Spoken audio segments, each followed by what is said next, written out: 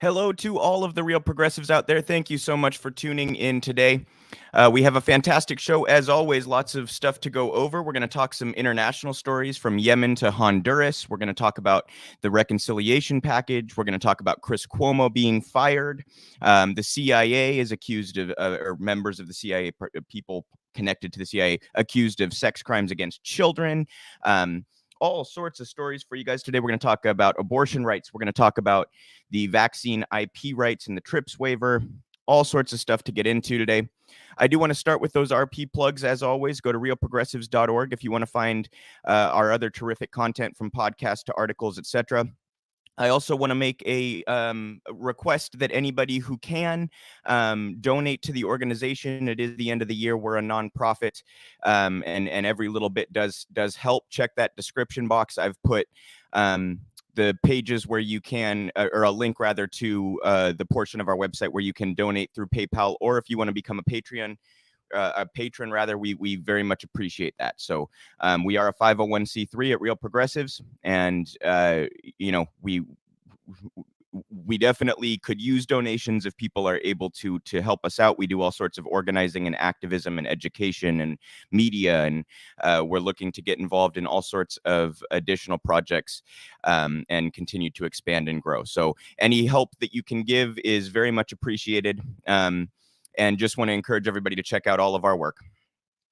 I wanted to start today with the Chris Cuomo story, which I just cannot seem to stay away from. I think it just so embodies the problems with our mainstream press and the lack of ethics in modern journalism.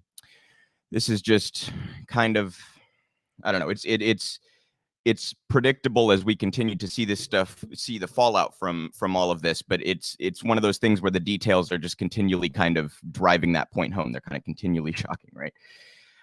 So this is in USA. Oh my gosh, what has I clicked something? Here we go.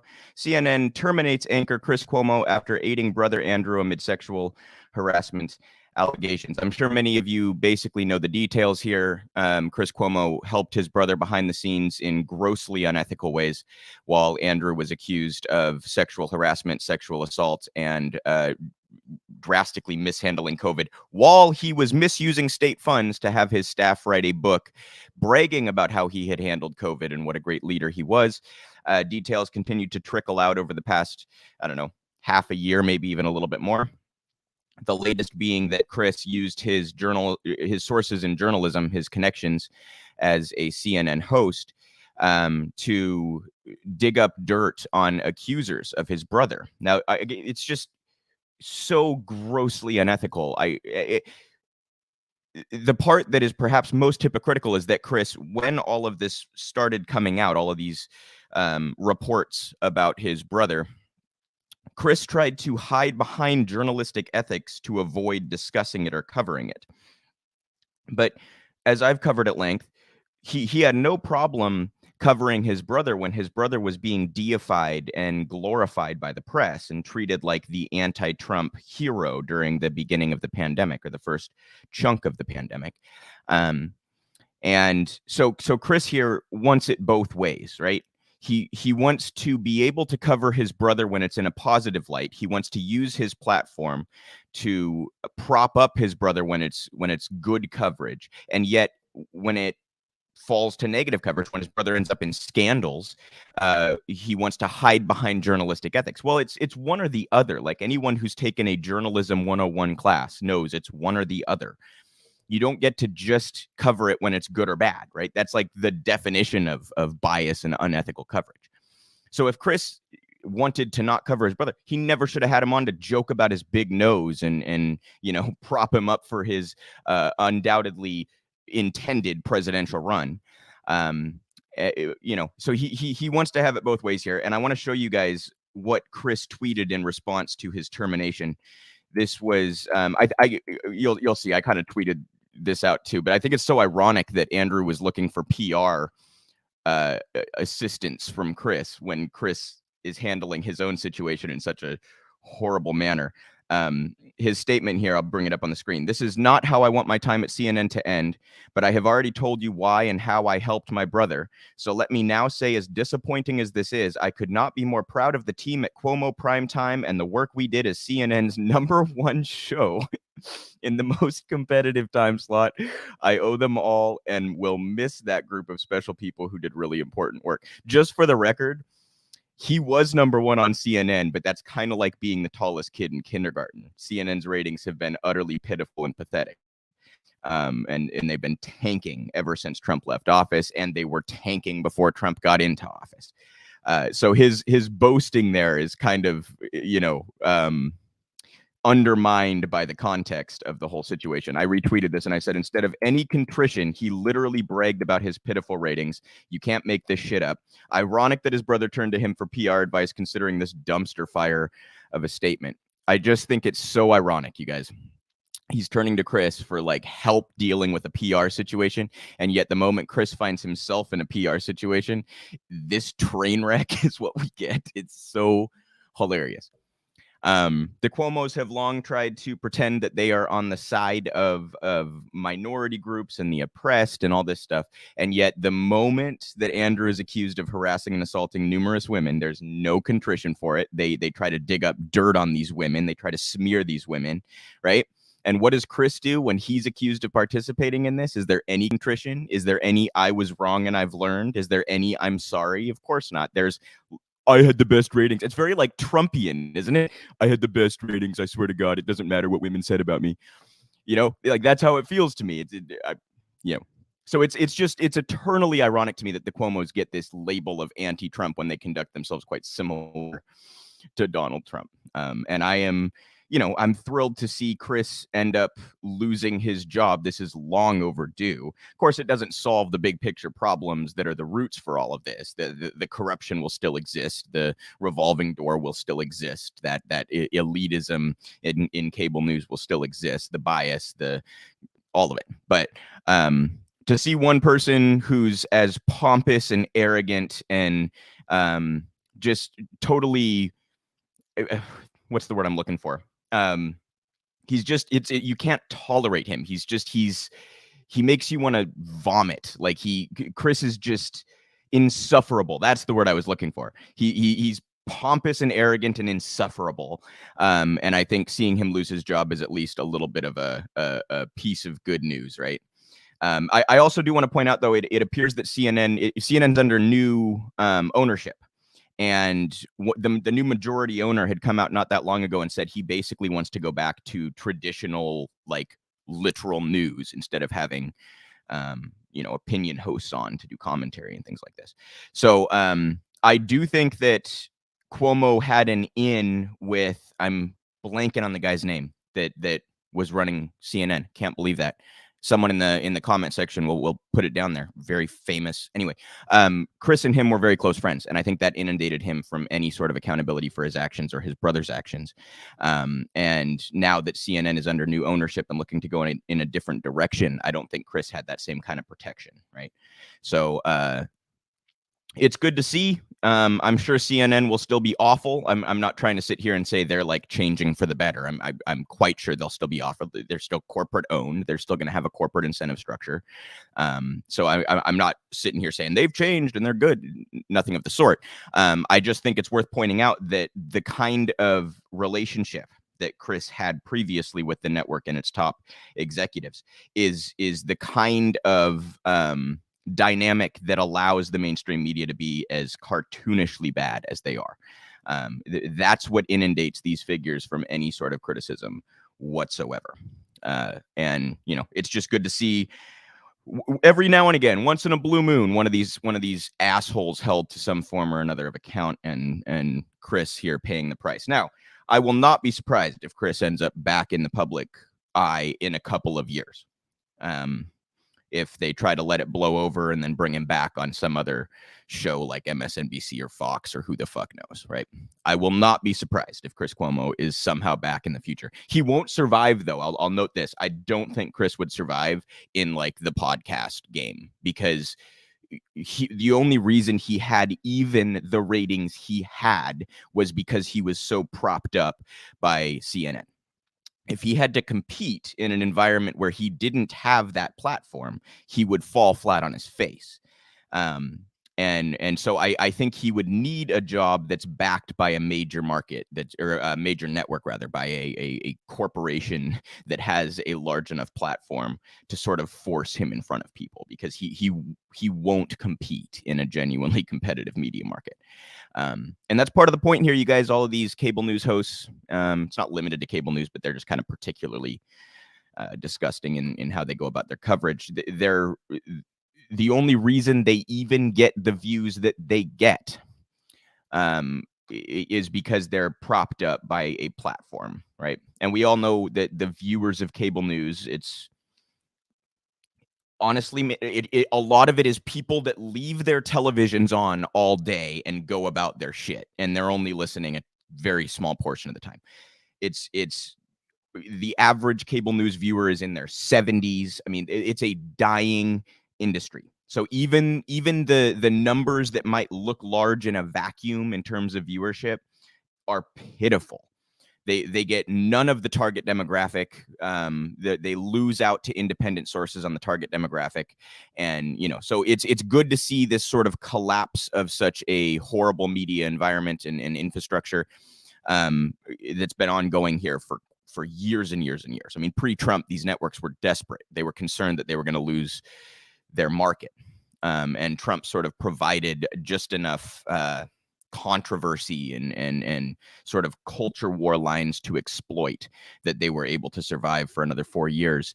It looks like they're back to being on the downfall, and Chris Cuomo here is going to be one of the first victims, and I could not be more thrilled to see that. So shame on Chris, shame on Andrew. This story just kind of keeps getting, well, depending on your perspective, better and better or worse and worse. And we'll keep up on it if there are any new updates going forward. But I hope those two men are out of the public spotlight for at least the foreseeable future. We have some clips here to show you. Kyrsten, excuse me. I always call her Kristen. I don't know why. I don't really give a shit about getting her of all people's names correct, but it's weird. I can't seem to break that one. I call her Kristen. It's Kyrsten Sinema. She did an interview and essentially just lied through her fucking teeth the entire time. I have a couple of clips here to show you from that interview, and then we will discuss. Here is the first one. You've been criticized from progressives who say you're standing in the way of what we've been campaigning on for years, whether that's repealing the 2017 tax cuts, whether that is changing voting rights laws. What do you say to progressives back home who are disappointed in the job that you're doing here?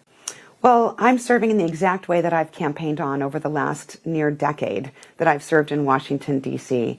And when I ran for the United States Senate in 2018, I told the folks of Arizona what I would do, that I would come to the Senate, try to find bipartisan solutions, be an independent voice for Arizona, and always put everyday people in Arizona first.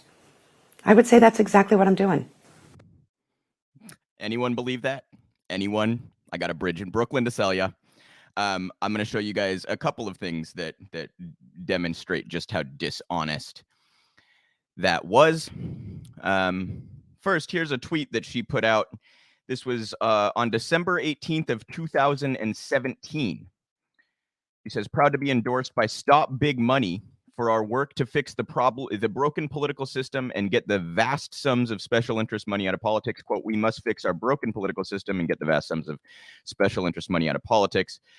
And Citizens United endorses Kyrsten Sinema. Of course, she's now quite famous for taking massive amounts of cash and allowing that to influence her position. Major flip-flop right there. I also wanted to show you guys an ad that she put out. I don't know exactly which year this was, but this is kind of how she has always run, at least recently.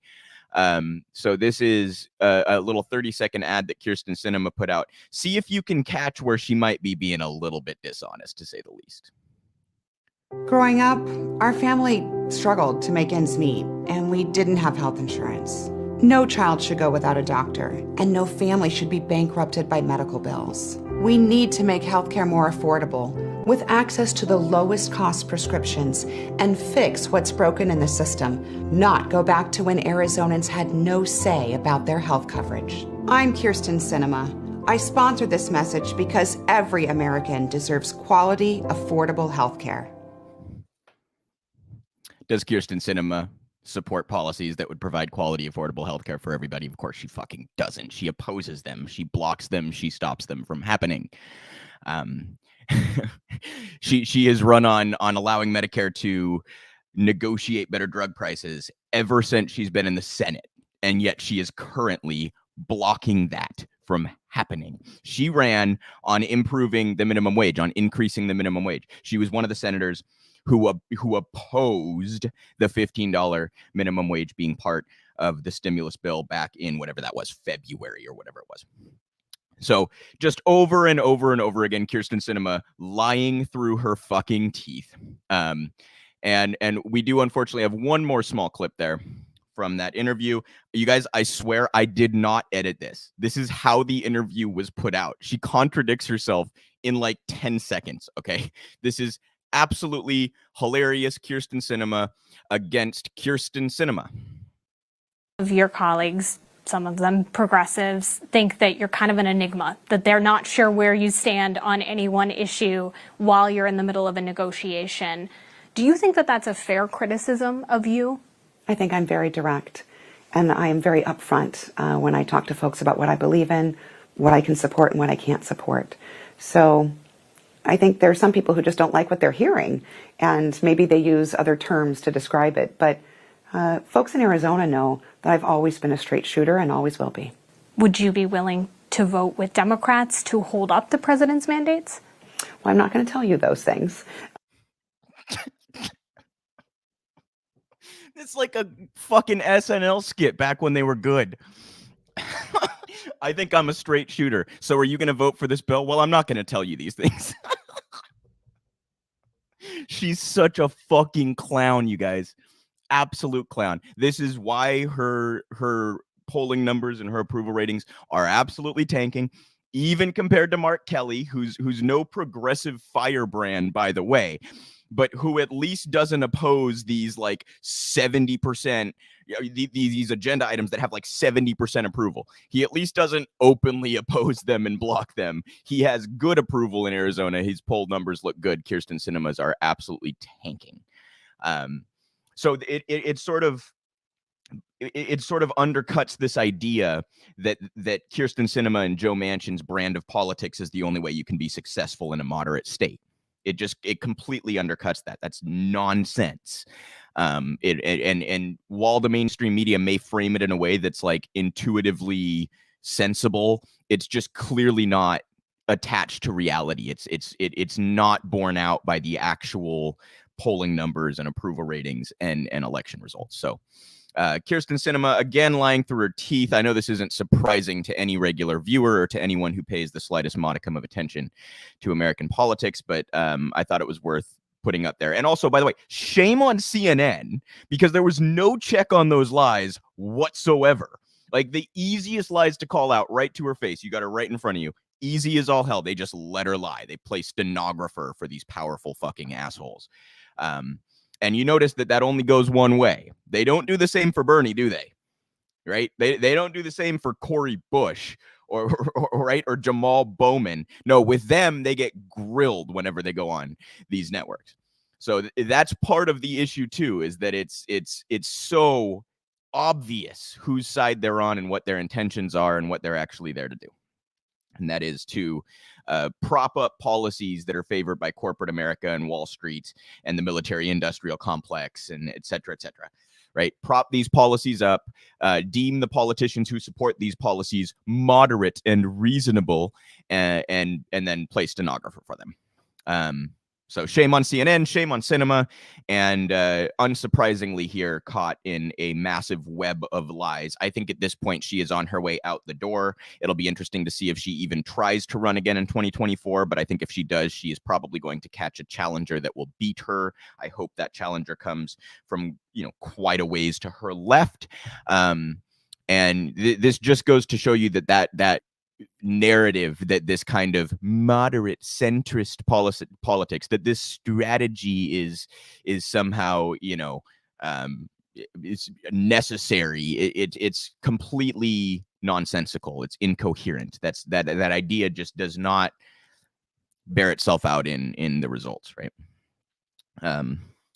So I want to talk a little bit about Roe v. Wade and abortion rights. It does appear that the Supreme Court is seriously considering hearing cases that have every potential to undermine at least the Roe v. Wade findings and the Casey finding and others that are kind of the bedrock for abortion rights in this country. And this has led to some debate about whose fault it is that we find ourselves in a situation where the Supreme Court is 6-3 conservative. And by the way, that's relative. The three that are called liberals are not exactly liberal, you guys, especially when it comes to issues pertaining to corporations and banks. They are perhaps more liberal on some social issues. They really are not so liberal when it comes to economics, right? But Sonia Sotomayor, who is one of those quote unquote liberals, has expressed concern that she thinks that the court is headed towards perhaps undermining the precedent set in Roe v. Wade.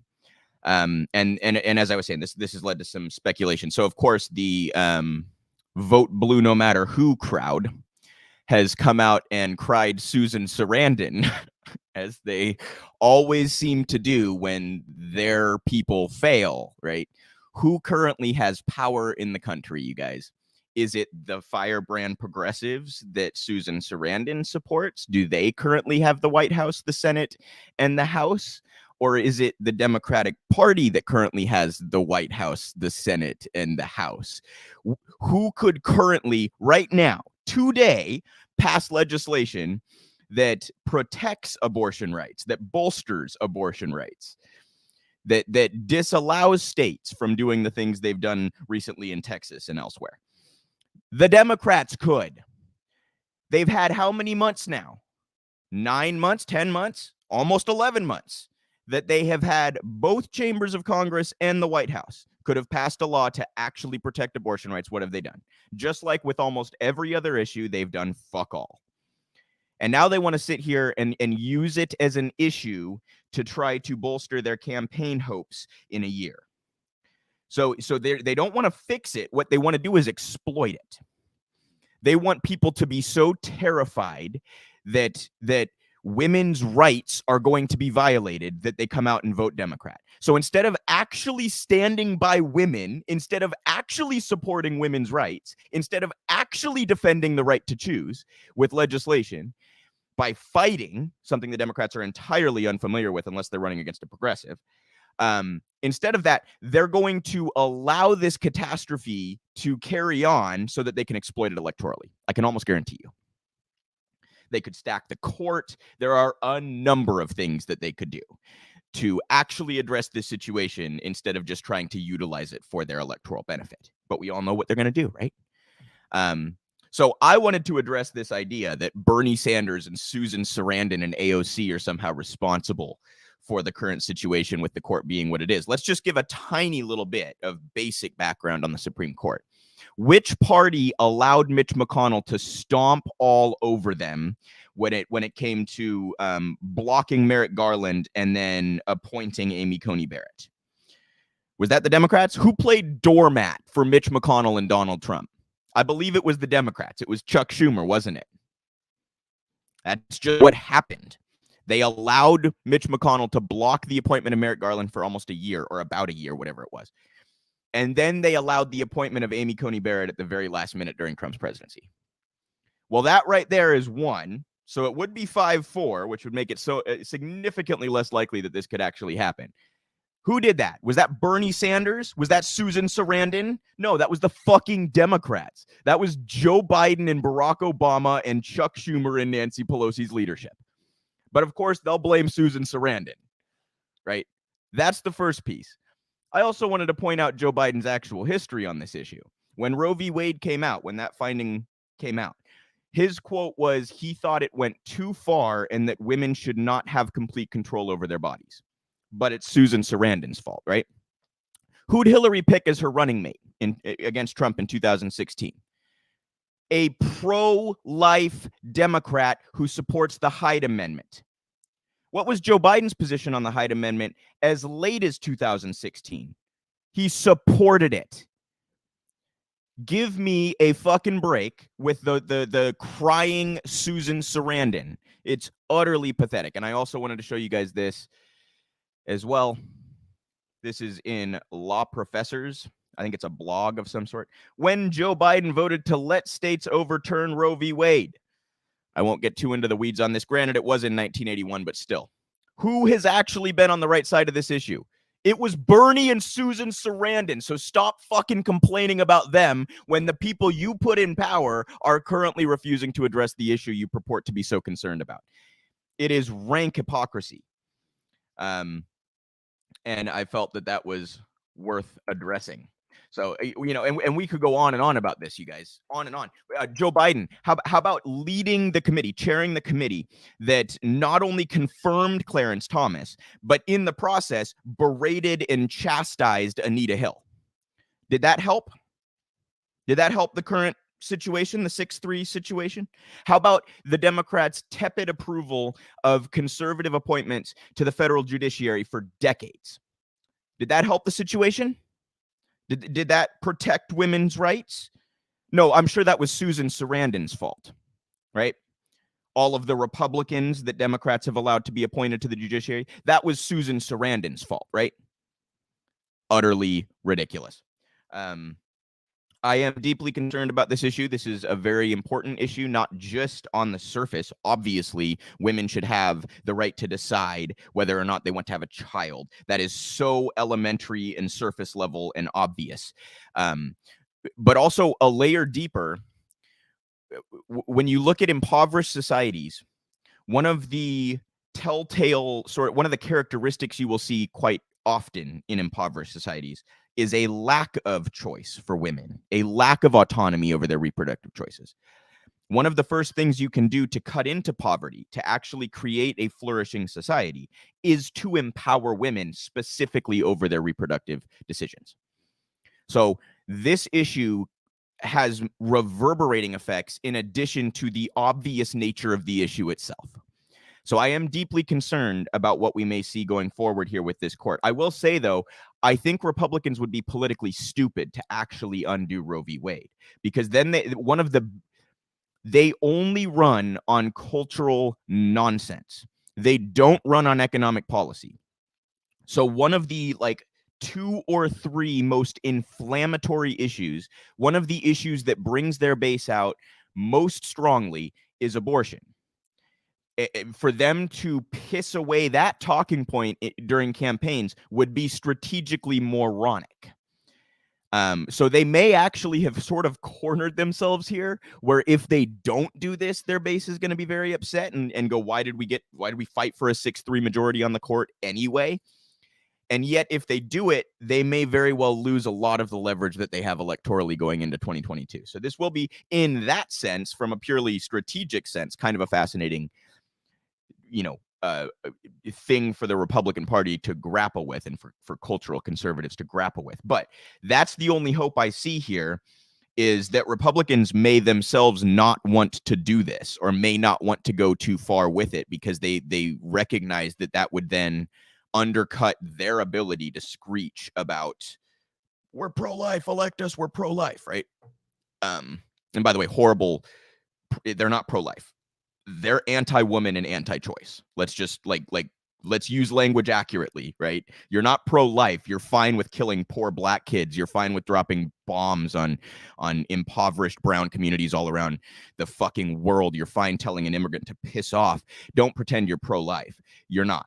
You're fine watching workers die in factories. Don't pretend you're pro-life. Okay, so they're anti-woman and they're anti-choice.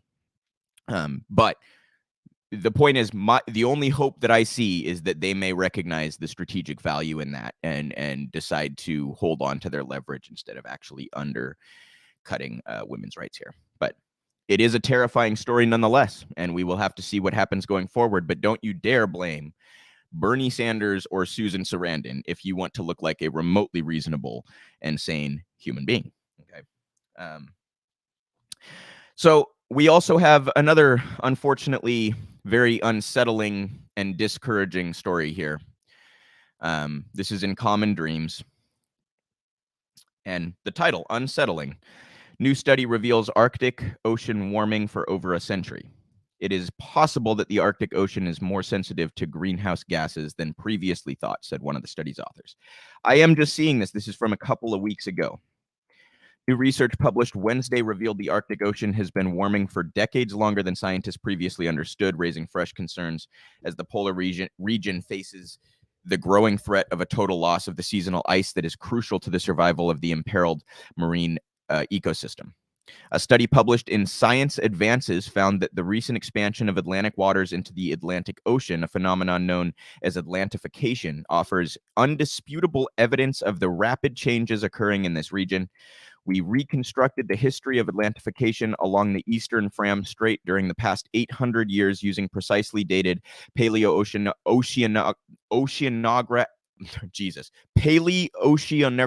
oceanographic, Jesus Christ, you guys can read it yourself, records the study's authors wrote, referring the maritime passage between Greenland and Svalbard.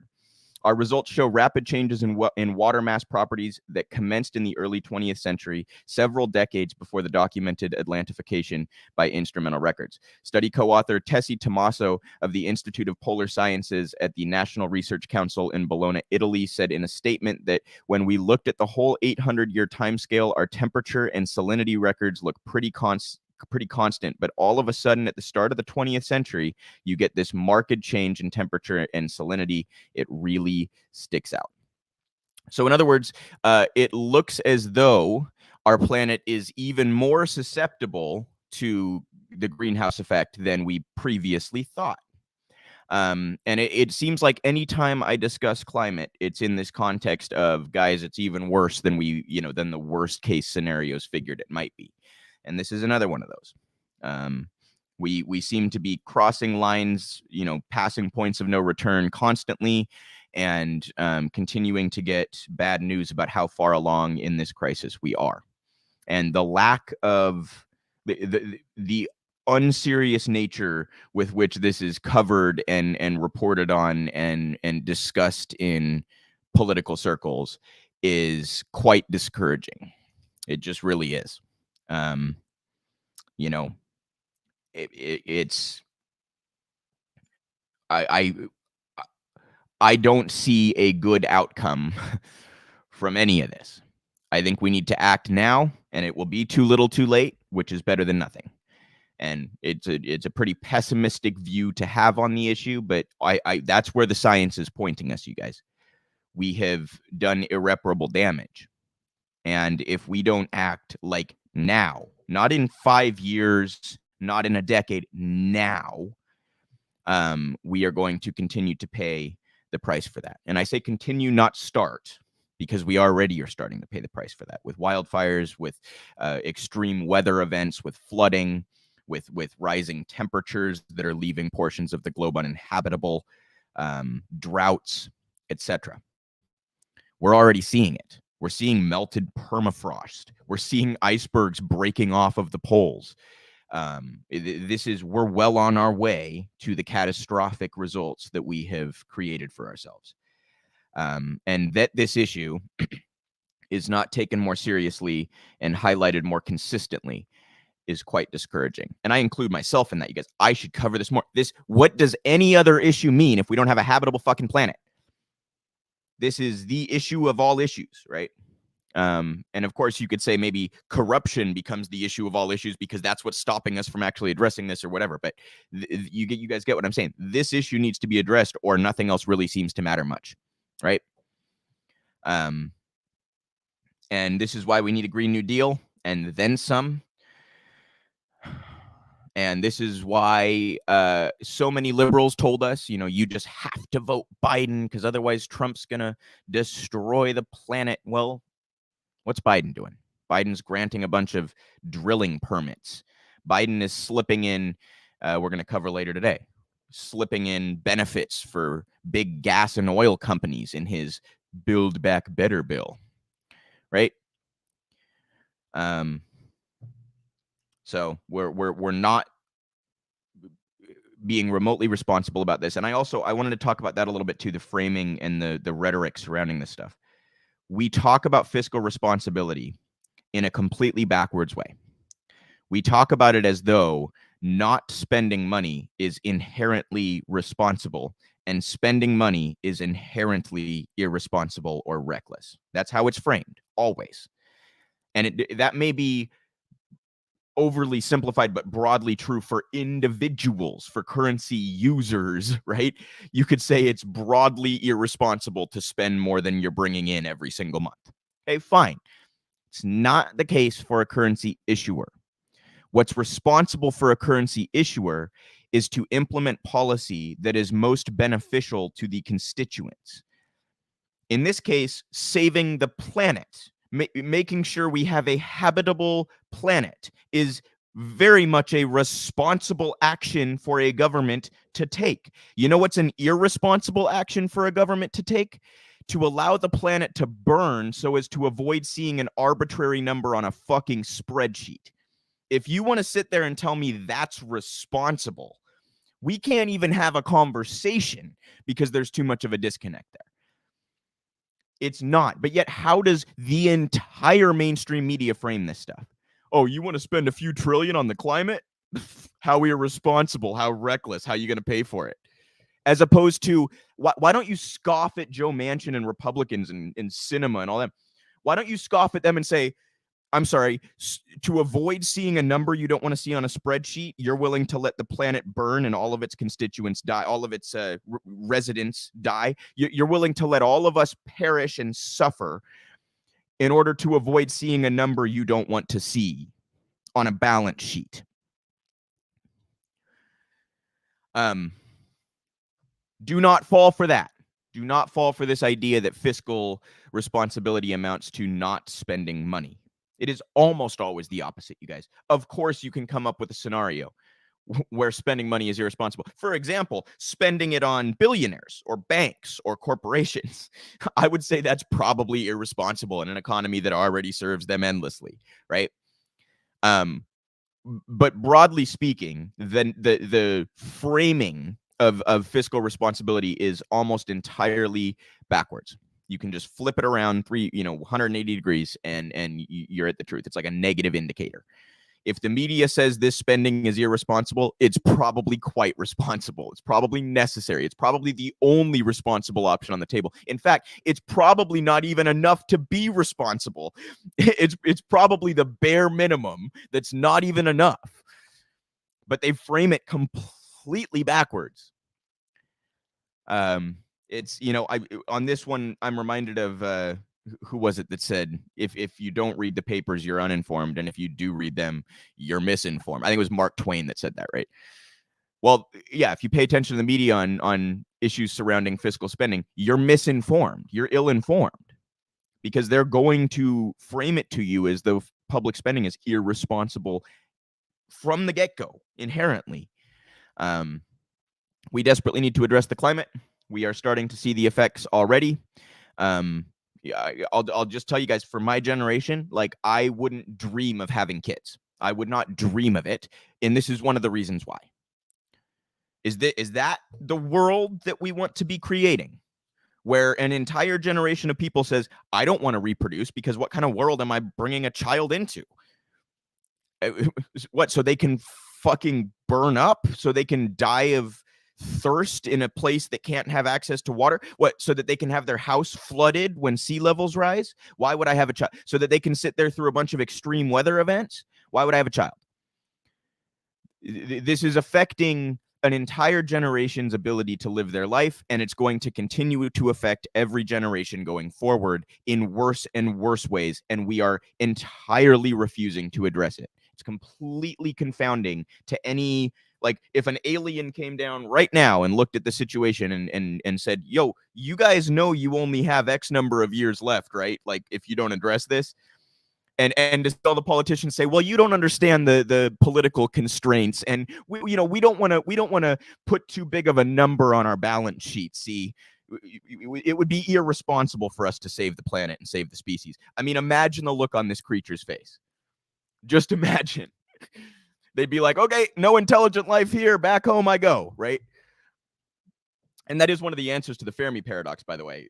The paradox being, why haven't we seen aliens when the likelihood is that there are like billions of other life forms out there? Why haven't we seen any of them?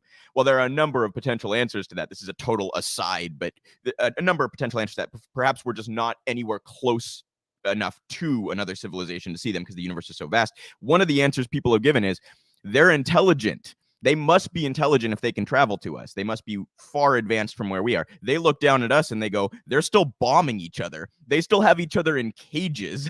Like they can't even figure their own shit out. There's no intelligent life here. They're not worth our time. That's one of the, that's a seriously contemplated answer to the Fermi paradox. And this would be an example of why.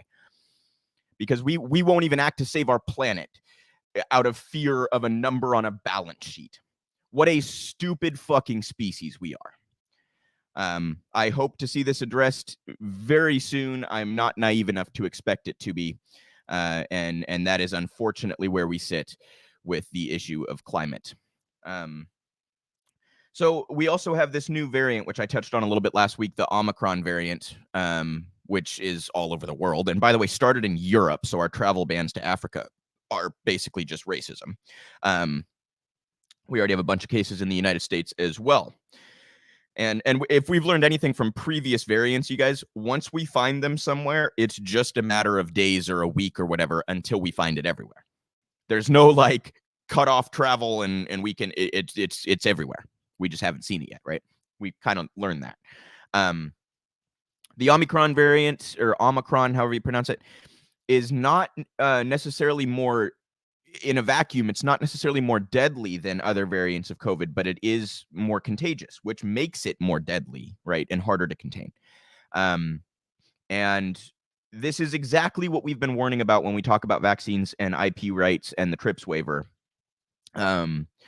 is that if you don't vaccinate a significant portion of the world quickly enough, you're leaving the door open to variants that may render your vaccines less effective or entirely ineffective. And we're just kind of headed down that path, right? Now, Biden said, he came out months ago and very disingenuously claimed to support waiving IP rights for these vaccines, but he did not support the TRIPS waiver by name. TRIPS waiver is a specific proposal. India and one or two other countries put it to the UN. It's a specific proposal that would allow other manufacturers, producers of medicines and vaccines, to create generic versions of the vaccines so that we could distribute them faster, right? And Biden did not support that. He was careful with his words to say, I support a waiver. And now it's been months. He's done nothing about it, and claims to be trying to negotiate a different deal, which undoubtedly means a deal where Pfizer and Moderna and Johnson & Johnson get to fatten their pocketbooks even more. So we are literally putting the entire world at risk for the sake of big pharma profits. By the way, while we want to hand wring and finger wag at people who choose not to get the vaccine, we are keeping impoverished countries from even having access to it. I mean, if you want to talk about summing up the Democratic Party and modern American liberalism in one issue, that's it. We want to wag our finger and do character assassinations of people who don't get the vaccine, which, by the way, I am very pro-vaccine. I got 2 shots of the Pfizer and I intend to get boosted, and I encourage my entire audience to get the vaccine. Okay. But notice what the liberals want here. What they really want is just to be able to say, you're bad. They want a virtue signal. But when it comes to actually getting the vaccine to people, what do they shoulder shrug? I don't know. I trust Biden. So, and this seems to be what a whole lot of issues are boiling down to now. Is this desire to virtue signal and engage in character assassinations in ways that are entirely hollow and meaningless and that don't actually have an impact on other people's lives or policy or any sort of institution or anything.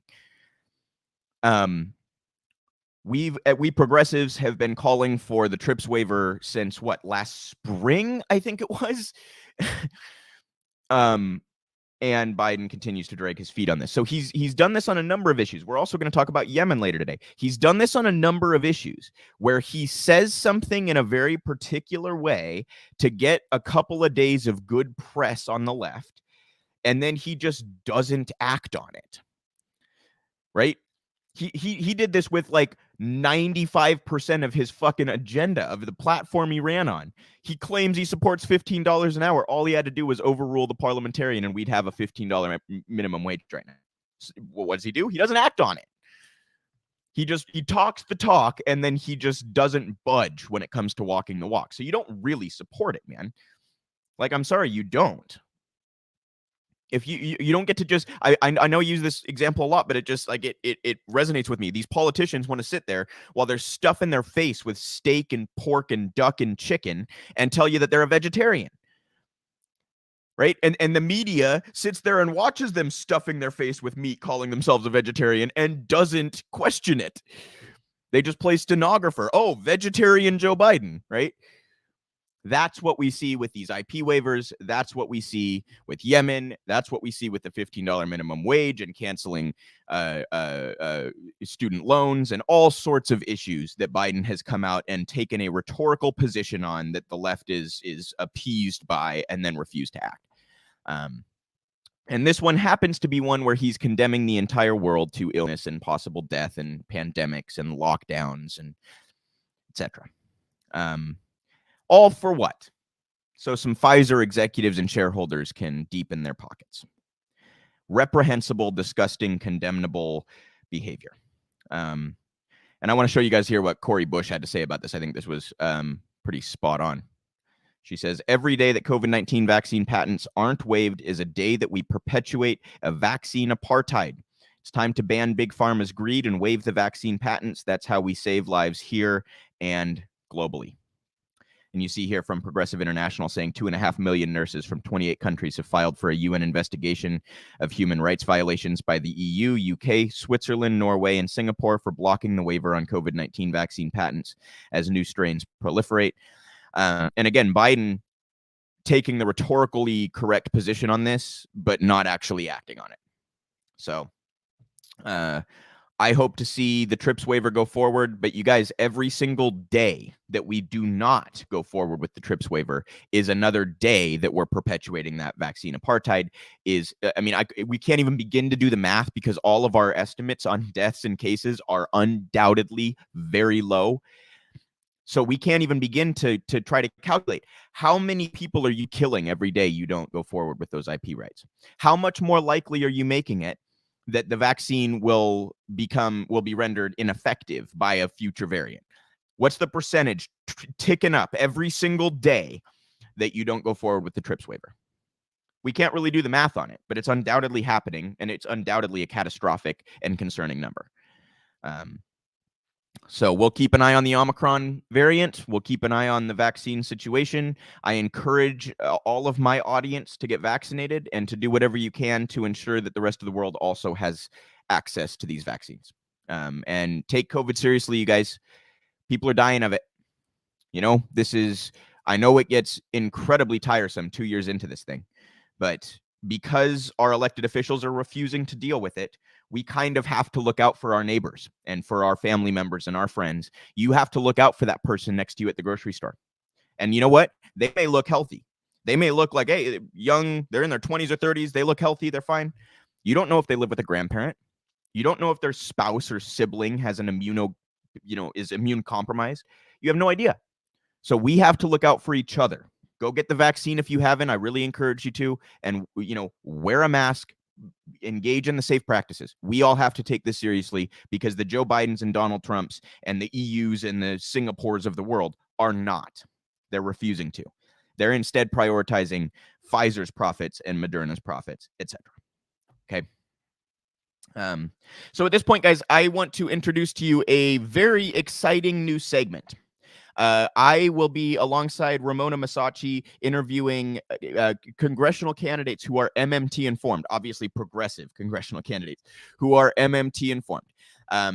We obviously are we push for activism and organizing here and labor movements and all that stuff. And I think that's the lifeblood of any successful leftist movement is the on the ground stuff, the organizing, strikes, protests, etc. But that doesn't mean we throw electoral politics out the window, right? So when there are candidates that will fight for us, we should try to empower them. And we're going to try to bring you guys interviews every week with some of those candidates who understand the funding mechanism, candidates who understand that budgets are policy priorities and policy decisions. And we're going to try to do what we can along with you watching at home, who we hope will get involved with these candidates to try to make Congress as progressive and as economically literate as is humanly possible, right? This is our first candidate that we interviewed was Maebe A. She is running in California for Congress against Adam Schiff.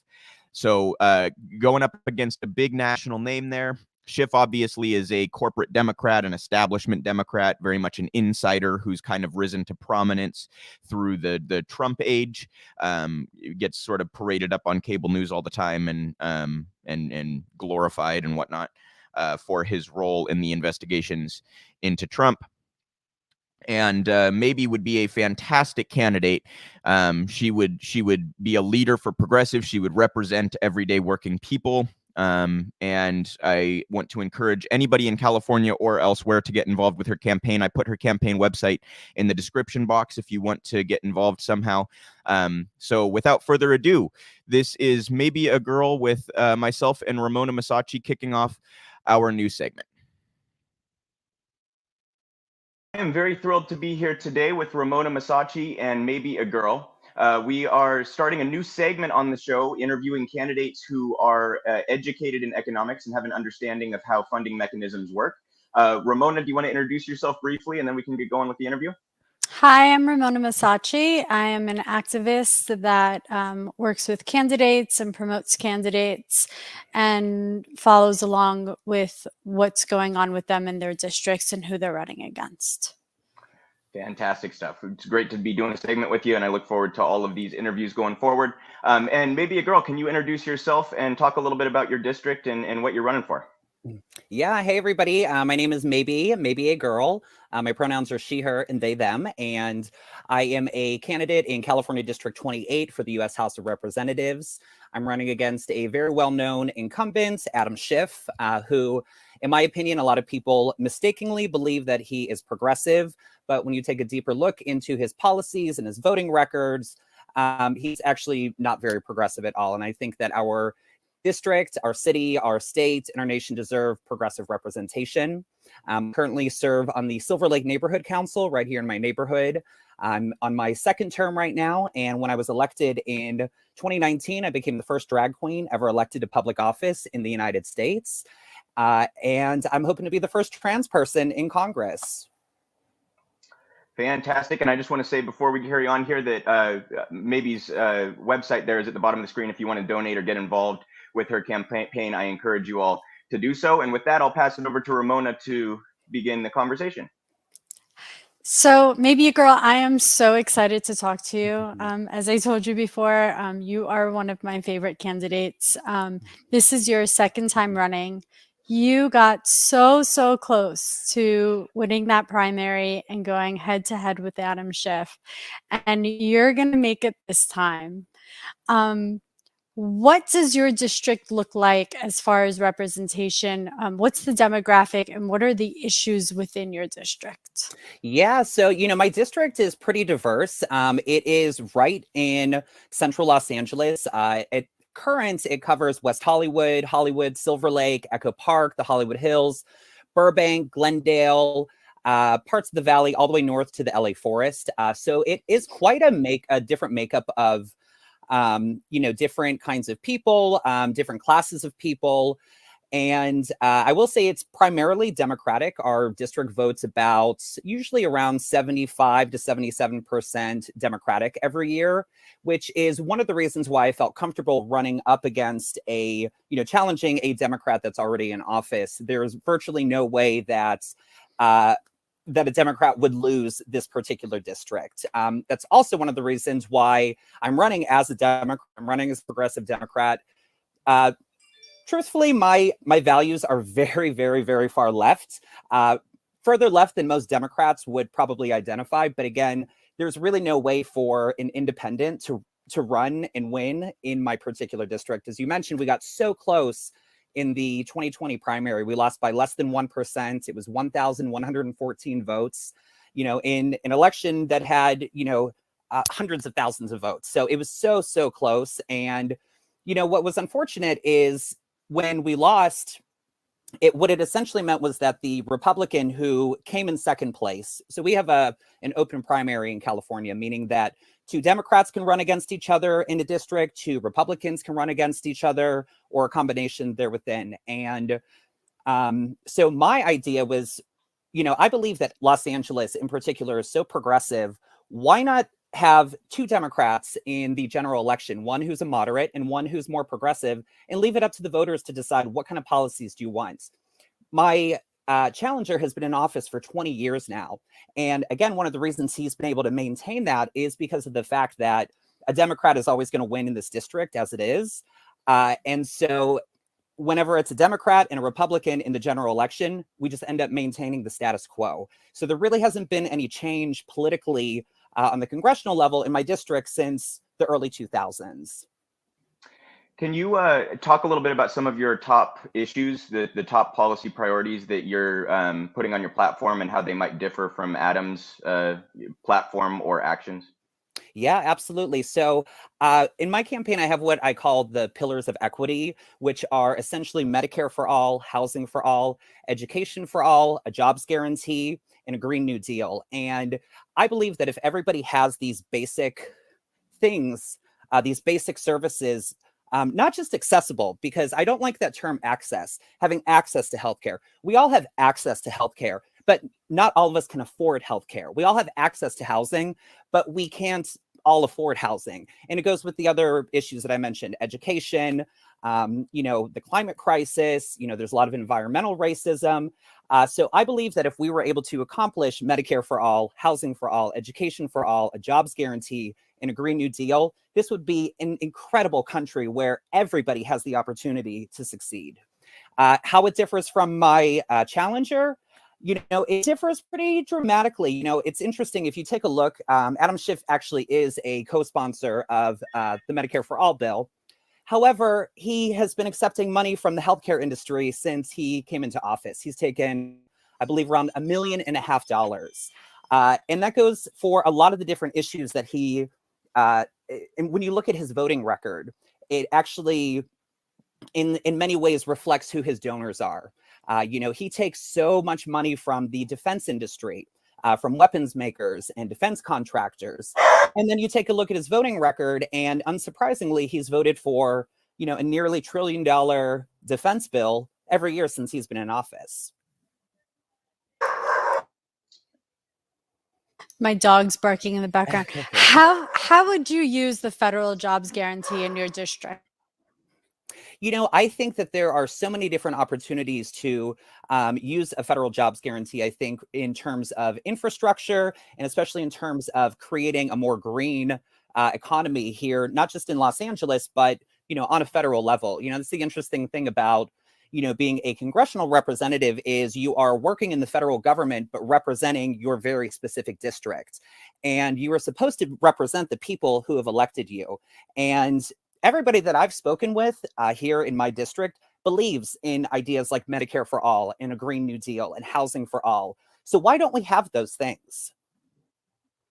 Yeah, and I think one of the primary answers to that is a false narrative surrounding how federal spending actually operates and what public deficits really mean. Can you talk a little bit about how you might message in when it comes to these debates? What are you going to use to convince voters and other legislators that spending is not inherently bad, that we really can't afford to do these things and have nice things, as they say on the internet. Exactly. I mean, that is the number one response that I get from people who are naysayers and people who are skeptical of anything that is followed by for all. How are we going to pay for this? And the fact of the matter is, this nation has so much wealth, but there's such a wealth gap that it's concentrated in certain areas. I think that we need to tax the rich more. I think that corporations need to be paying more in taxes. I think that people have this misunderstanding that there is a limited amount of money in the United States. You know, we create our money system. We create the money that circulates through our economy and makes it work. And so there is the money to make these programs possible. And, you know, if we put these programs into action, it is going to actually save us in the long run. You know, how much money do we spend every year on, you know, people who can't afford healthcare, you know, people who are going to the emergency room, people who are going into medical bankruptcy, you know, all of those debts are having to be paid one way or another. And I think that it's absolutely possible for the government to be the single payer in this healthcare program. So, you know, Medicare for all, I absolutely am in support of Medicare for all. Ultimately, what I would like to see is true universal healthcare where anybody can walk in to a hospital, get whatever they need done. You know, if they need surgeries, if they need medication, you know, so many people in our nation are dying because they can't afford healthcare. And I think that is just the most evil, vile thing in a nation of so much surplus and wealth and advanced healthcare, but it's only available if you can afford it. And I think that's one of the reasons why we need to make sure that everybody can afford it. You know, there's already a lot of socialist programs in the United States. And, you know, even like when you think about, you know, for instance, when I say education for all, everybody actually can go to, you know, primary school up through high school. But we need to make sure that everybody can get a college education if they want that. And if there's, you know, if we're able to do it on a primary level, we should be able to do it for all levels of education. And what would you say to your future constituents while you're campaigning, if they tell you, oh, if we pour money into everything, then there's going to be inflation? Well, that's absolutely a concern. And particularly right now, it's a concern. You know, inflation is something that's being talked about a lot right now. And, you know, I would say basically, you know, yeah, we're going to be putting money into programs like healthcare and education and housing, but we can also take money away from other areas where we are excessively spending. For instance, the defense budget. You know, we spend more money on the defense budget.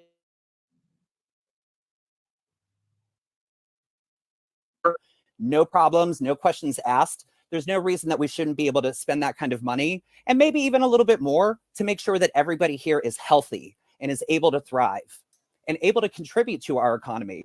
I think there's also this sort of false idea that if you have these programs like Medicare for all, or, you know, housing for all, education for all, that people aren't going to want to work, that they're, you know, just going to take advantage of the system. And while I'm certain that there will always be people who will take advantage of a system, I also do think that inherently people want to be productive and people want to contribute to, you know, to their communities, to, you know, their society. So yeah, I do think that inflation is, you know, something that people are concerned about. But again, it's all under this, you know, structure of the government is creating this money, and the government can create policies to regulate these kinds of things. So you mentioned a federal job guarantee there, and I wanted to circle back to something Ramona kind of touched on at the beginning. Is it would be one thing I like about the program is that it's federally funded but locally administered, so local communities can prioritize what they want done and how to best, you know, improve their communities. Can you talk a little bit about your district and what you see that could be accomplished through the federal jobs guarantee in your district? Yeah, totally. I think that even just from an infrastructure level, you know, a lot of our roads are pretty messed up. You know, fixing our roads, making more, you know, public transportation available. I would certainly love to see less cars in Los Angeles. You know, if you've ever driven through LA, it can be a nightmare, the amount of traffic. and it's also terrible for the environment. So, creating more programs related to public transportation, creating jobs to create public housing for people. There's this huge housing crisis in Los Angeles right now. And the gag is that there are so many vacant units here in Los Angeles, yet on any given night, we have 60,000 people who are experiencing homelessness. So I think that a federal jobs guarantee, might be involved with construction and creating and operating public housing. That sounds great. And when it comes to Medicare for all, so there's so many people who are either uninsured or underinsured, right? And so how would we build the infrastructure to be able to support all of these new people who are actually going to receive healthcare for the first time? I think that, I don't quite know how many more people would use the healthcare system, but I do imagine it would be more. And I would also imagine that those people are, preventative healthcare is going to ensure that we're not, having these excessive medical bills that somebody is going to have to foot the bill for. So if people have, a universal healthcare program where they can go in and get preventative healthcare, it's going to save a lot of money in the long term. So, I think that people, One thing that we work closely with an economist named Fadl Kaboub, who talks about a concept he's named the layer cake, which is basically that, to use Medicare for all as an example, it would be deflationary because you're actually cutting out jobs in the private sector of insurance companies, right? And we want to do that because that's a rapacious middleman that's unnecessary. Absolutely. But we also need to replace those jobs for people, right? Which is where something like the federal jobs guarantee comes in. So these policies tend to tie together. And I was hoping you could maybe touch on how, we could address that deflationary pressure from a Medicare for all system in a way that is still beneficial to all working class people. Yeah, I think that, as you said, there are going to be, first of all, let me say, I think insurance is a scam, especially when it applies to health insurance.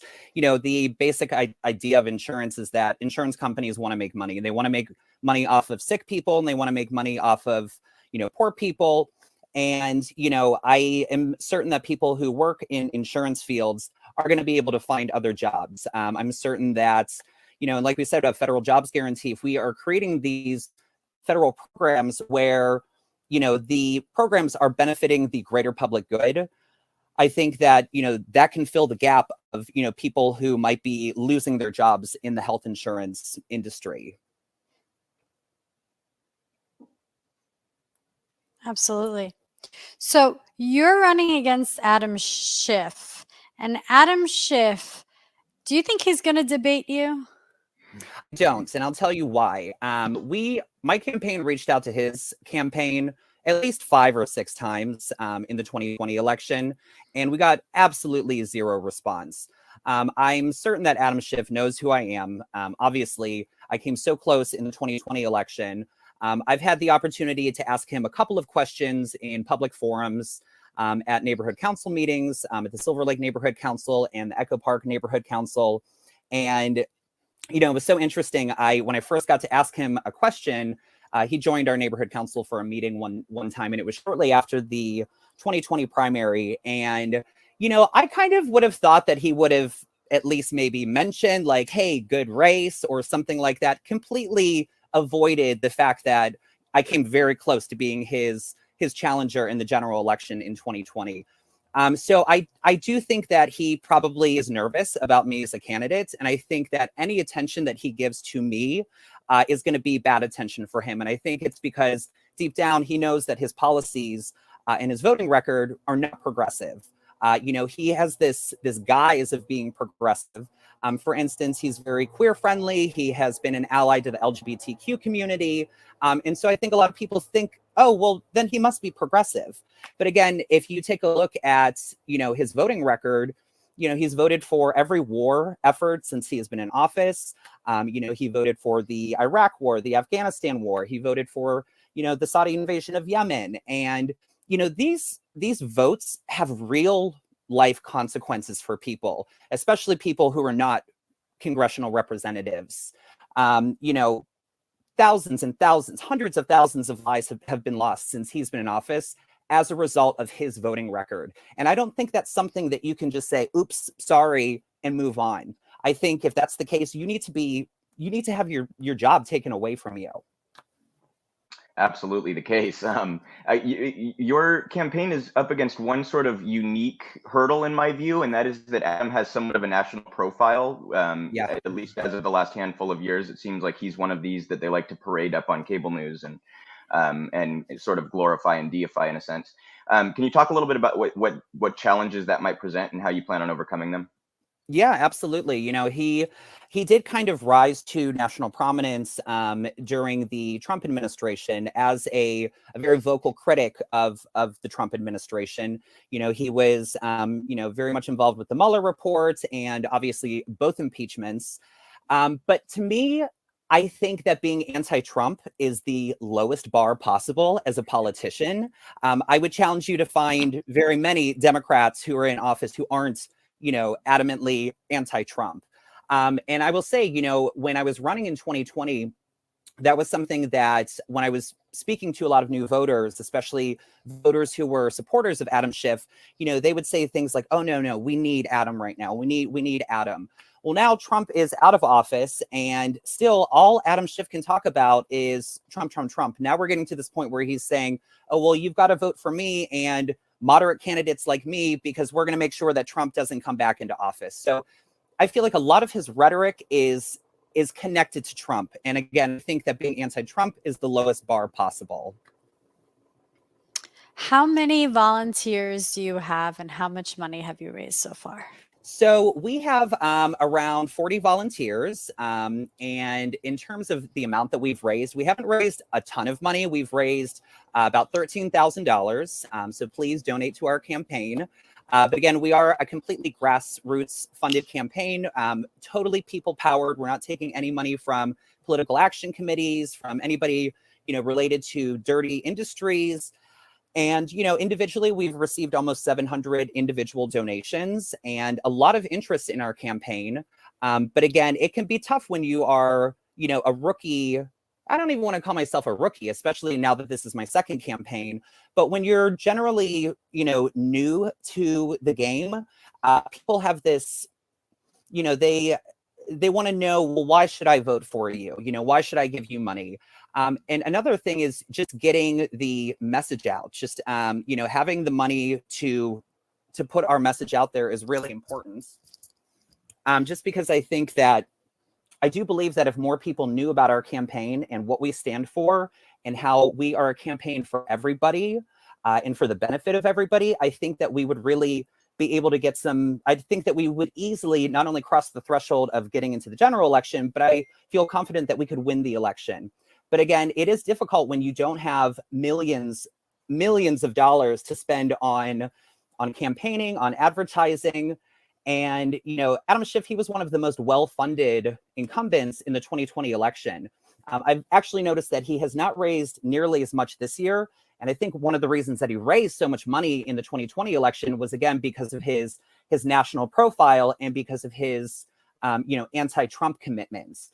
You know, one of the things if you're donating to a congressional campaign, you don't have to live within the congressional district to be a donor. So, you know, I guarantee you there are people who are, you know, living in, you know, North Carolina, or New York, or Pennsylvania who know Adam Schiff and like that anti-Trump rhetoric and think, oh, we need to keep people like this, so we're going to donate to the campaign.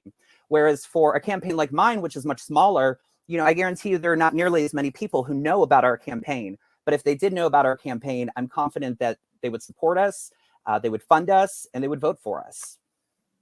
So there seems to me to be a bit of a sleight of hand with the whole Trump thing, because you're exactly right. The Democrats use him as a moneymaker for sure. But it's interesting to me that they're actually much closer to him ideologically than the lefties are, Yeah. and yet they're the ones that get to benefit from this anti-Trump label. So can you talk a little bit about that disconnect and where you think that comes from?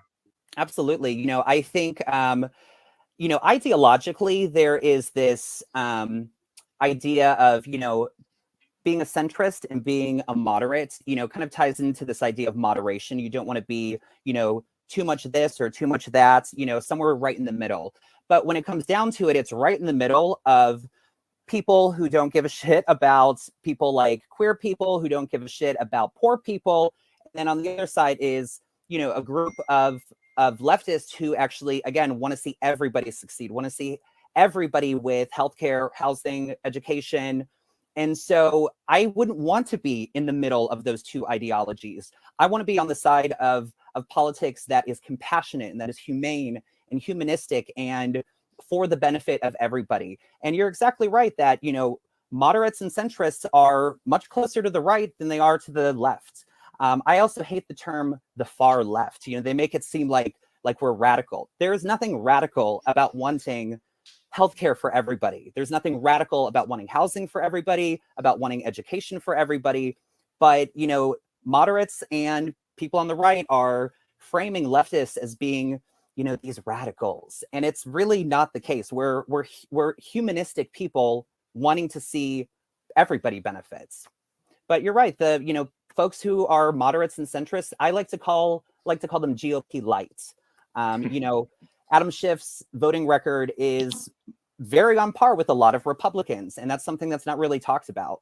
Like I said, even with the, the defense bill every year, he will vote for that without question, as do pretty much every other Republican. So he's voting, very much in line with a lot of Republican ideologies. But again, those aren't the things that you hear about in the media. Those aren't the things that he's advertising as a candidate. He's wanting you to think that he is this progressive while also, catering to his middle of the road constituents. So how many volunteers do you need to win this? I would say it really depends. I don't think that there's an exact number of volunteers that we need. We certainly always want more volunteers. We're just in this part of the campaign where we are, hitting the ground running in terms of doing voter outreach. One of the tricky things that we're dealing with right now, though, is congressional redistricting. In California, districts are going to be defined probably by the end of December, but it makes it a little bit tricky for anybody who's running for Congress because you don't exactly know the boundaries of what your district is going to be. We lost a district, due to the census, and so all of the boundaries of every congressional district are shifting right now. So we've done a lot of door-to-door canvassing, but when we look at the draft maps of how the new district might look, we potentially have canvassed in areas that are no longer going to be a part of the district. So it's really tricky, and we're kind of waiting until the final lines are defined so that we can really hit the ground running with our volunteer team. Ideally, I'd love to have 100 to 200 volunteers, out knocking on doors with us, phone banking. At this point, it's a lot of, we kind of have this core group of people that's doing a lot of work. And I would love to see more volunteers helping us with, with voter outreach. And sort of along those same lines, the fundraising obviously is a problem that a lot of lefty candidates tend to run up against. We don't have access to the big money. I think it's easier to procure volunteers from movements that the left tends to engage in than it is to actually get the money. And for those at home that don't realize, you really need it for literature and things for those volunteers to even be effective. So can you talk a little bit to kind of a two-pronged question? First of all, I know we talk ourselves in circles about the big picture solutions to this because it seems kind of impossible to get a constitutional amendment with the current political environment. But what do you think in a bigger picture sense we can do to try to work money out of politics? And secondarily, in a micro sense, how do you plan on overcoming those hurdles as a campaign this cycle? Totally.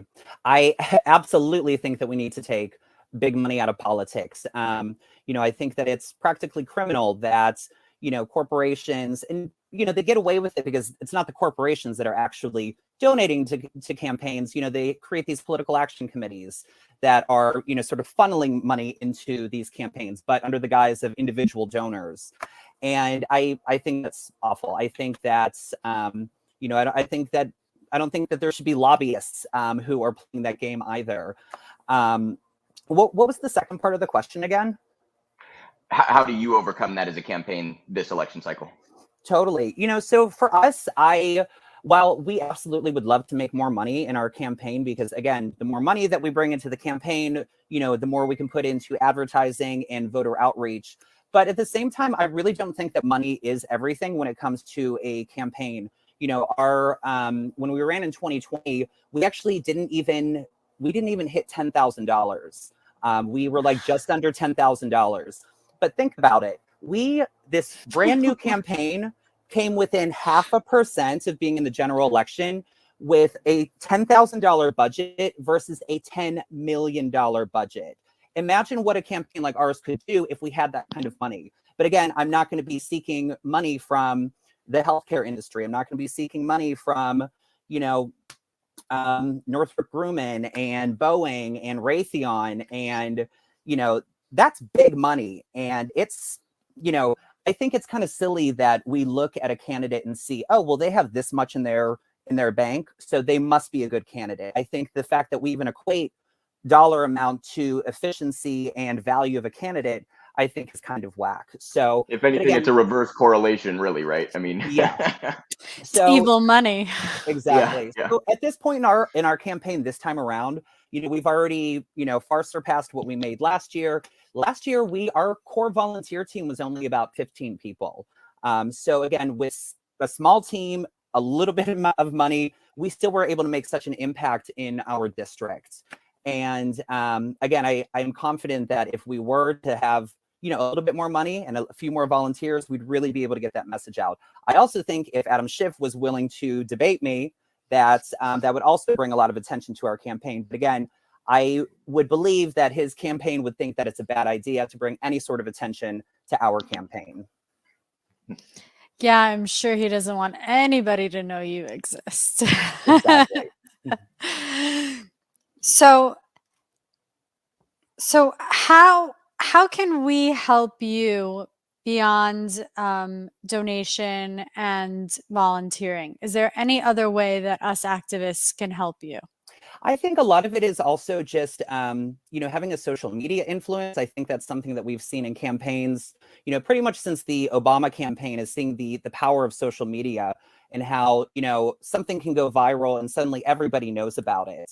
Social media has this benefit of, in many ways, free advertising. So by sharing a post that our campaign shares, you're basically giving us free advertising. So if you can't afford to send $5, you can certainly afford to retweet something. You can certainly afford to share something on your stories.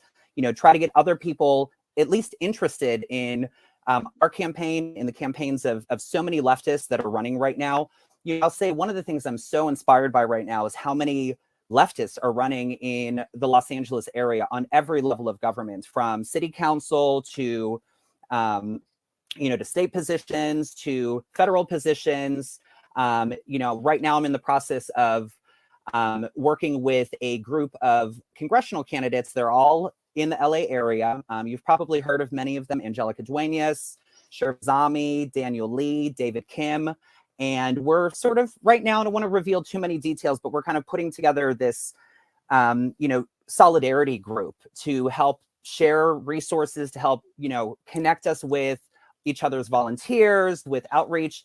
I don't want my volunteers to just be my volunteers. I would love to see my volunteers helping out all of those other campaigns. In fact, when we lost the primary last year and Angelica moved on to the general election, I said to myself, I've got to help try to get Angelica elected. This isn't it's not a zero-sum game. It's not as if, if I can't win, nobody can win. Everybody, I think all these leftists should be winning. And I think that if we all stick together and power together, that it's absolutely possible. 100% agree with you on that. This is a movement. It can't be boiled down to a handful of candidates. It's got to be all of us.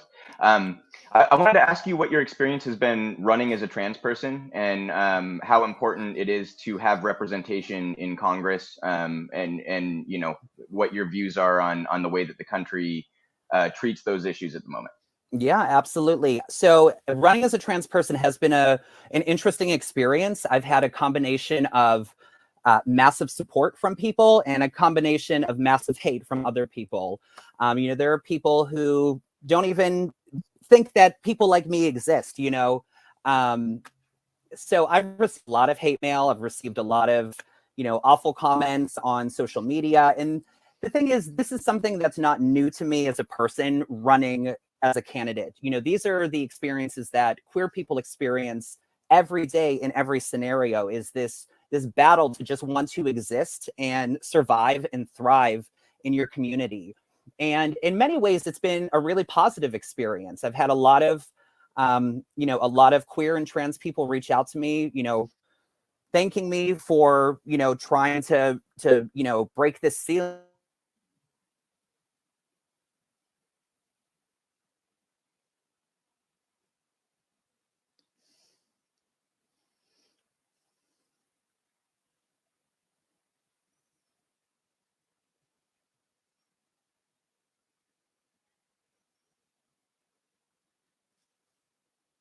I think we might have lost maybe there.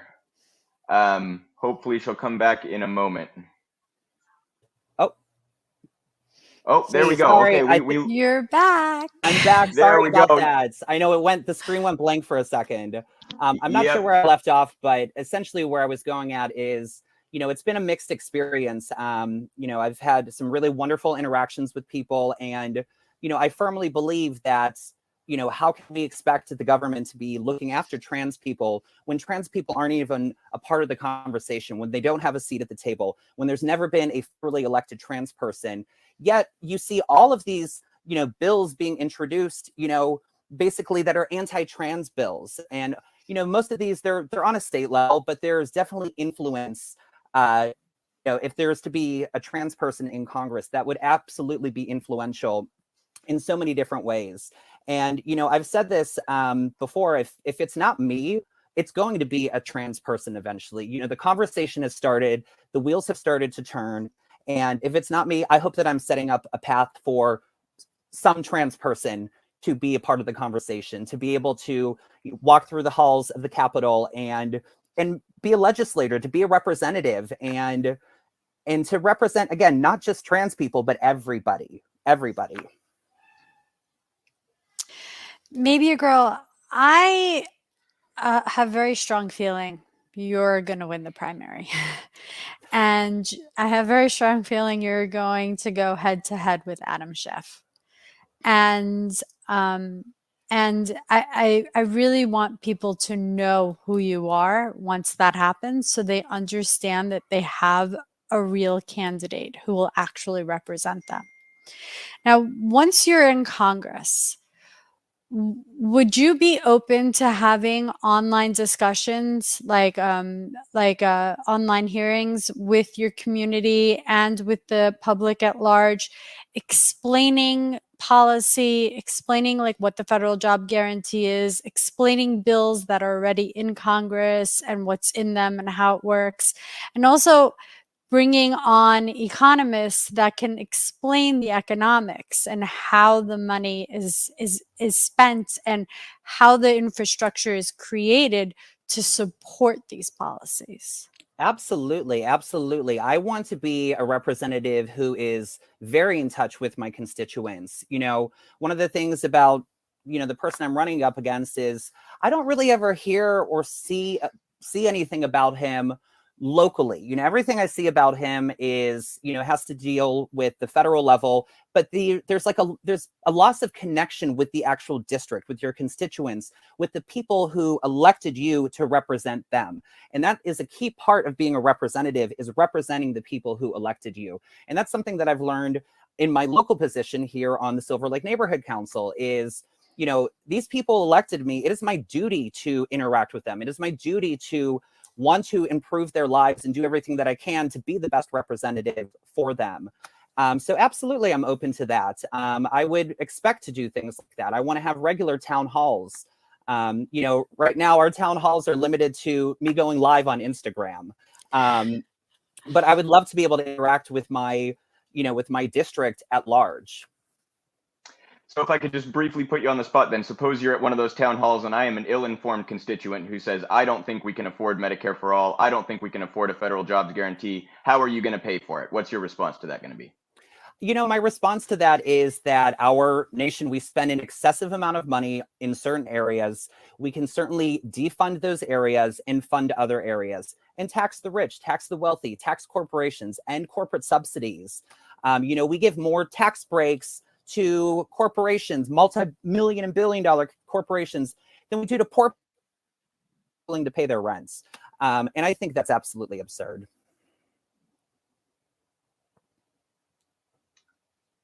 Absolutely the case. Yeah.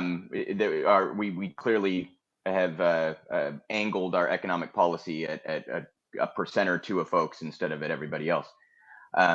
And can you just kind of close up here by once again just telling people where they can get involved with your campaign? How can people help out and you know, help you ensure that you're facing Adam Schiff here in the general election in a year? Yeah, absolutely. You can visit our website, which is maebeagirlforcongress.org. That's MAEBEAGIRLFOR Congress.org. You can also follow us on social media. On Instagram, it's Maebe A Girl. And on Twitter, it's Maebe_A_girl. If you're interested in volunteering, please send us a message on our website, and our volunteer coordinator will reach out to you and figure out how you can help. And we don't just have local volunteers. You know, a lot of our volunteers are actually spread out across the nation. You know, they've helped us, you know, send out postcards. They've helped us with graphics. They've helped us phone bank. There's a lot of ways that you can help our campaign without actually being in the district. And again, I said earlier, you know, you are a representative of your particular district, but when you are a congressional representative, your voting decisions are impacting everybody in the nation. So that's why we want to be electing progressives all across the nation, not just, you know, in California, one here, there. You know, the more progressives that we have in office, the greater likelihood that we can actually have some of these policies come to fruition. Absolutely. Yeah, in full agreement there. Well, maybe I want to thank you so much for taking the time today. We couldn't have picked a better candidate here to be our first interview. I'm thrilled by your campaign and your prospects of making it to that general and taking Adam Schiff out. And I want to encourage all of the viewers to get involved in whatever capacity you can and support not just Maebe, but other progressive candidates who have an economic understanding as well. Thank you so much. I really enjoyed having this conversation with you, and I really appreciate you having me on the show. Thank you so much. Thank you, Maebe. Love you so much. Thank you. So it was great to talk to Maebe, and I am thrilled to introduce a new exciting segment talking to candidates who have an MMT understanding and want to push for progressive policy items. I also want to tout that we are sending The Deficit Myth to all of these candidates that we interview. The Deficit Myth by Stephanie Kelton. If you haven't read it, I cannot recommend it highly enough. Go buy it right now. Goes over some of those core issues and why we don't need to tax the rich to pay for social spending, right? We obviously support taxing the rich and allocating some resources that are currently being misspent towards the greater good. But we also want to make sure that the populace understands that we don't need to levy taxes in order to pay for, quote unquote, pay for federal spending. So thrilled to kick off that segment and grateful to have Ramona working with me on that segment, and very grateful to Maebe for being the first candidate to step up to the plate there. And we'll be bringing you guys an interview hopefully every week from an MMT informed congressional candidate as we get into the spring and the primary season. And I hope that some of them can pull through. I think that Maebe has a legitimate chance for those that didn't kind of follow. California, like many states, my state, Washington, is the same way, is an open primary state. So it's not the top Republican and the top Democrat face off. It's that there's an open primary and the top two vote getters face off regardless of party. So you can have two Republicans or two Democrats up against each other, or two independents or two Greens or two libertarians or whatever the fuck. So it looks like Maebe has a serious chance to beat out any Republican challenger and make it to the general election and face off against them directly. And that's when there's no more there's the only threat that the Democratic establishment has against the left in this kind of situation is, well, you're going to help the Republican, right? You guys remember this with Bernie and Trump and all that. Once it's down to a general election between two candidates, you can't really make that argument, can you? Republican can't win. So we would eliminate, I think, what is probably the only useful argument that our opponent has. Not that it's a genuine argument, it's a very disingenuous argument, but it nonetheless, it is effective. And if we can kind of scoot past that, get to a general election, then we can actually have these debates in a much more open way. And I think that we win these debates. So I want to encourage everybody to get involved with Maebe's campaign. If you have progressive candidates who understand federal spending in your area, please get involved with them as well. Maebe's website is in the description box. If you're interested in learning more or volunteering or donating to her, go check that out. So I want to read you guys a piece here. This is in The Guardian, and it was written by Bernie Sanders and Ro Khanna. This is about the situation in Yemen, and I'm going to go ahead and just read you guys this entire piece because I think it's well written and very important. So for those who before we get into this, I'll give a little bit of background. Joe Biden claimed that he was backing off our involvement in the genocide in Yemen, the Saudi-led coalition that is committing a genocide or contributing to a genocide in Yemen. But what he said was, he used very particular language. He said, we're going to, discontinue our engagement in offensive strikes or something to that effect. But the word offensive was in there. So, of course, this is the same thing the United States does when it attacks people all over the world constantly, as we cry self-defense in the most ridiculous possible context, right?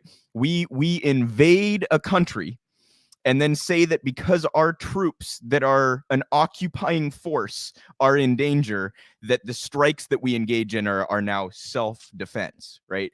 It's just a completely incoherent trope that is used to justify violence and murders across the globe. And that's exactly what Saudi Arabia does here, right? So whenever they engage in a strike, all they have to do is say, well, it's defensive. We felt threatened. And then the United States, okay, no worries. We'll keep supplying you with weapons and funding to continue this charade. So Biden, again, and I spoke on this earlier, he's trying to walk a line that is not, he's trying to disingenuously present himself as though he is on the right side of a number of issues, while his action does not match his words at all. He's a fucking liar. I mean, what's the word for that, you guys? Trying to manipulate voters into thinking you're doing something that you're not doing. You're a fucking liar. That's what Joe Biden is doing on Yemen, on the $15 an hour minimum wage, on abortion rights, on immigration, on, any number of things. How many provisions in his reconciliation bill is he lying about his position on? Guys, if you say I support A and you have the power to implement A and you do not support A. Full stop. Okay, so he's lying about this just like he's lying about any number of other policy priorities. This again is in The Guardian. It's Bernie and Ro Khanna. Ro obviously is a representative from California. He is, I believe, the whip of the the Progressive Caucus in Congress.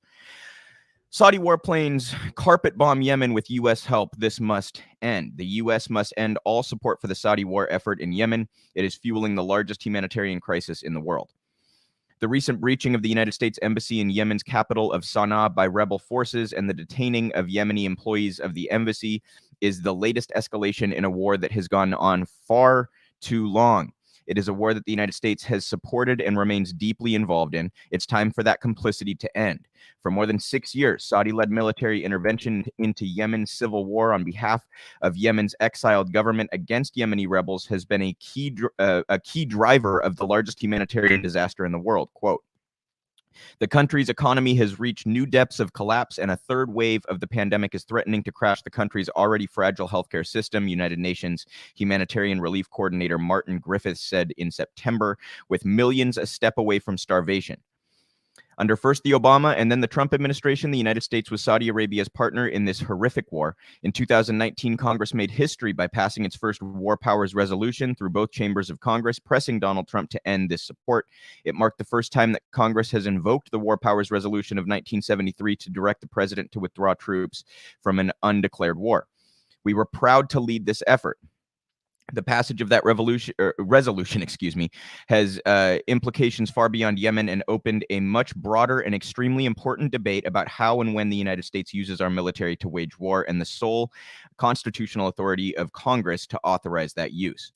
We welcomed the Biden administration's announcement earlier this year that it would end support for offensive, notice they put that in quotes, military operations led by Saudi Arabia in Yemen and name a special envoy to help bring this conflict to an end. But the crisis has only continued.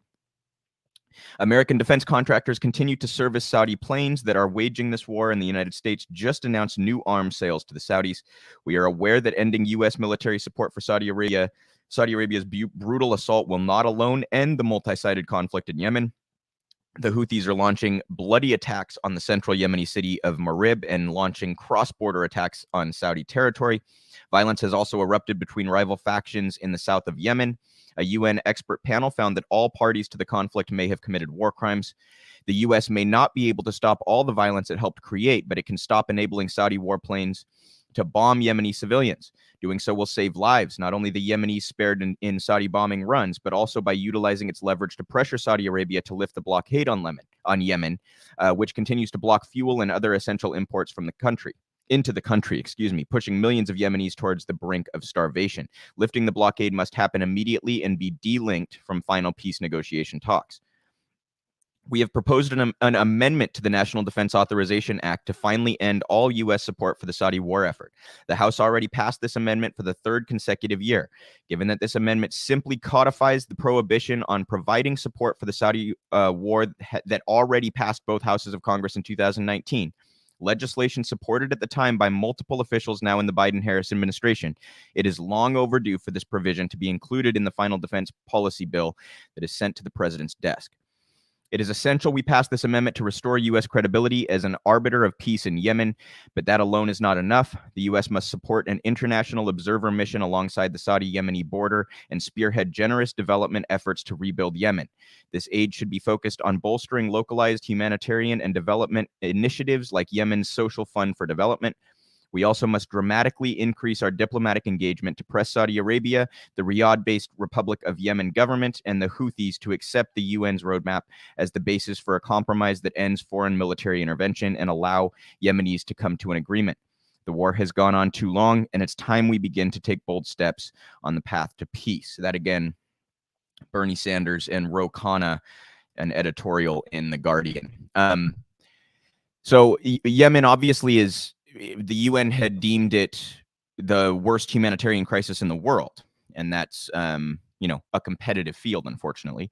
And our involvement has just continued. So this is one of many instances where the United States reveals the hypocrisy of their foreign policy and makes a laughing stock out of the State Department and the Pentagon whenever they try to say we are involving ourselves militarily because of a humanitarian crisis. No, we are often the perpetrators of the humanitarian crisis. We commit innumerable war crimes around the world and have for decades.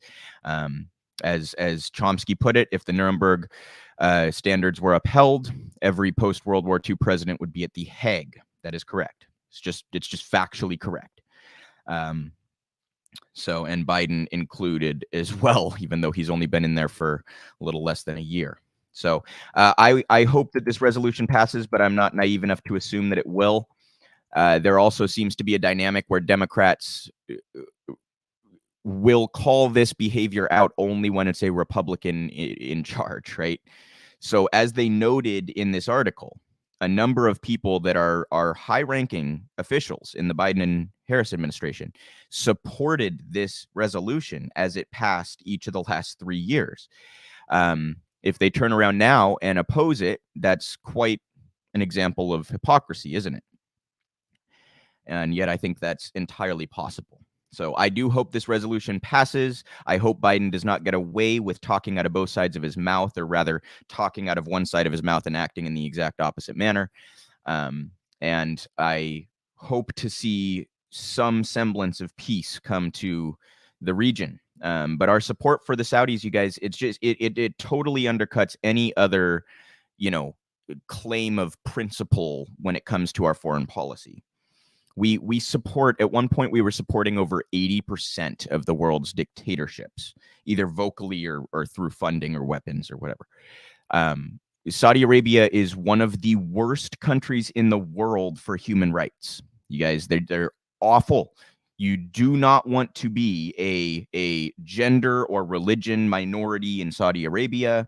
You do not want to be a member of the LGBTQ community if you're, in Saudi Arabia. They are horrifyingly oppressive to any number of groups, and yet we support them.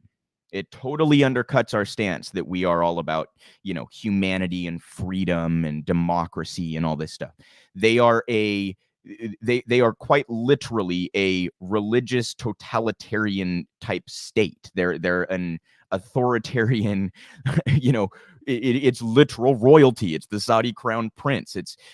And we continue to support them. So it undercuts all of the principles we purport to uphold when it comes to our foreign policy and the actions of the State Department and the Pentagon. And, the genocide in Yemen, certainly a significant part of that. I hope that we see some semblance of peace here. But again, I'm just not naive enough to expect it. Yemen needs to get more attention than it does. And by the way, I saw a report that MSNBC hasn't talked about Yemen one single time since Joe Biden became president. That's almost 11 months, you guys. They haven't covered it once.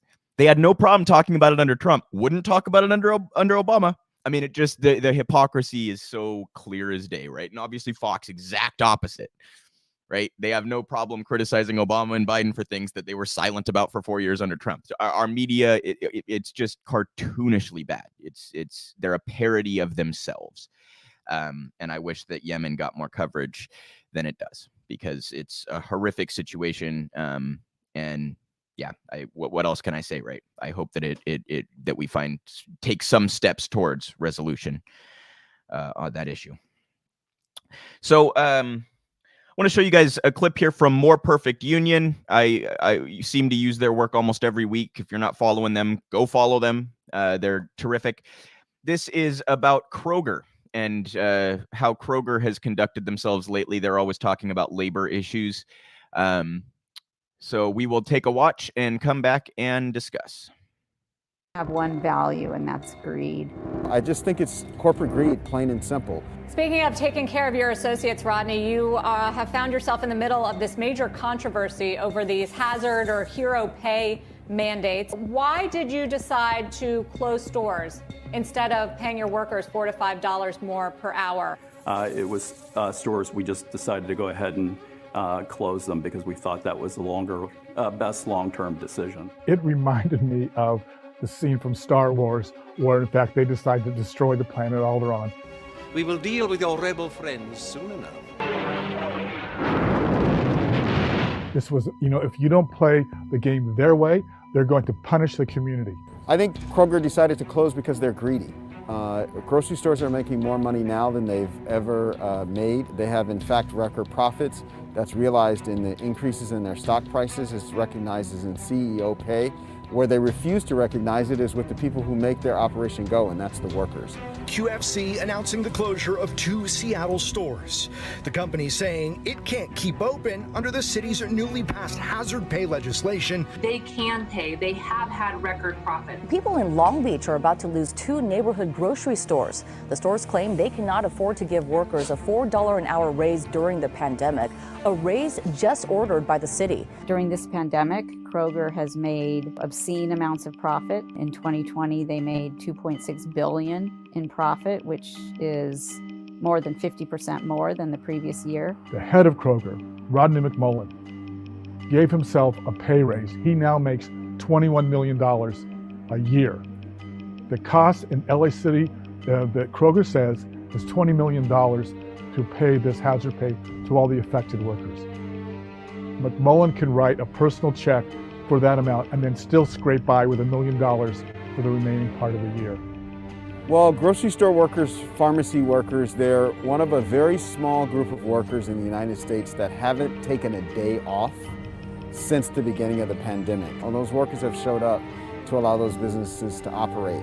Hazard pay is a reflection of what these workers who did not sign up to be public health workers have undergone over the last year. We worked through this pandemic this whole year. People has been getting sick with COVID, and they still don't show appreciation to us. We're people just trying to survive. Customers put money in our pockets. We put triple that in your pockets. I believe there is such a thing in business as having a social conscience. It's really quite unforgivable that Kroger doesn't have that same value in mind when looking to take care of their employees. Keep these stores open. You were afforded the privilege of operating when other enterprises were closed. Those windfall profits that you've made, they need to be reinvested in our communities. So pretty much spot on there, except for that council member who said, I believe that businesses can have a conscience or something like that. Listen, I wish that were the case. I don't know what to say. I wish a lot of things. That's so clearly not the case. The exception proves the rule on that one, okay? That is so clearly not the case. But outside of that, great job from More Perfect Union there. And I think we covered maybe a few weeks ago at this point, it came out that these major grocery outlets, including Kroger, I think that very guy, the CEO of Kroger, who were bragging to their investors about how they were basically getting away with murder over the supply chain issues that are causing some price hikes, right? So what they basically said is, we have more than passed that cost on to the customer. So they were taking advantage of the media's misinformation campaign, calling this inflation, and utilizing what customers now saw as an expectation of increased prices. They used that to make more, to further price gouge. And they were bragging about this openly to investors while they're closing stores, refusing to pay the workers, right, who've allowed them to stay open through a fucking pandemic, who've allowed them, unlike other businesses, to continue to make these massive profits through a pandemic. So this is the same thing that we saw from the airlines. The first day they could lay off mass portions of their workforce, they did it. And then they were months later bitching and moaning about how they couldn't find enough workers. They want it both ways. Whenever the economy is not precisely to their liking, whenever the economy is not such that they have maximum leverage over desperate people, they throw a fucking temper tantrum. And it's utterly pathetic.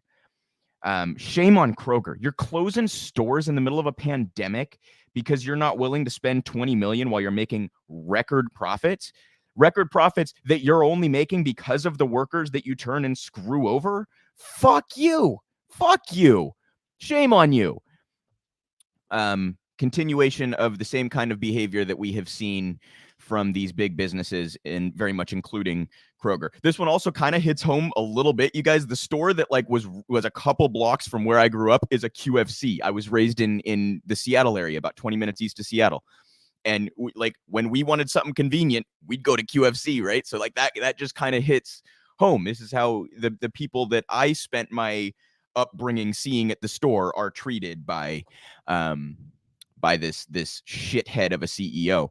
So great reporting there again from More Perfect Union. Follow them if you don't. We have one more clip from them coming up here momentarily. And in fact, we'll just go ahead and get to that. The next topic I want to talk about is a couple of specific instances surrounding the real estate industry. And again, we'll start with that More Perfect Union clip discussing how factory homes are being exploited. People who live in factory homes being exploited by big financial groups like the Carlyle Group and BlackRock and etc. So this again, More Perfect Union discussing the rent hikes that are being inflicted upon working class people by big finance. People's paradise. It's what we like to call it. I would love here. that. When I moved into this park, rent was $440. In 2 years' time, unless we find more funds, rent will be $850. Everybody came out of the woodwork going, what's going on? This is America, isn't it?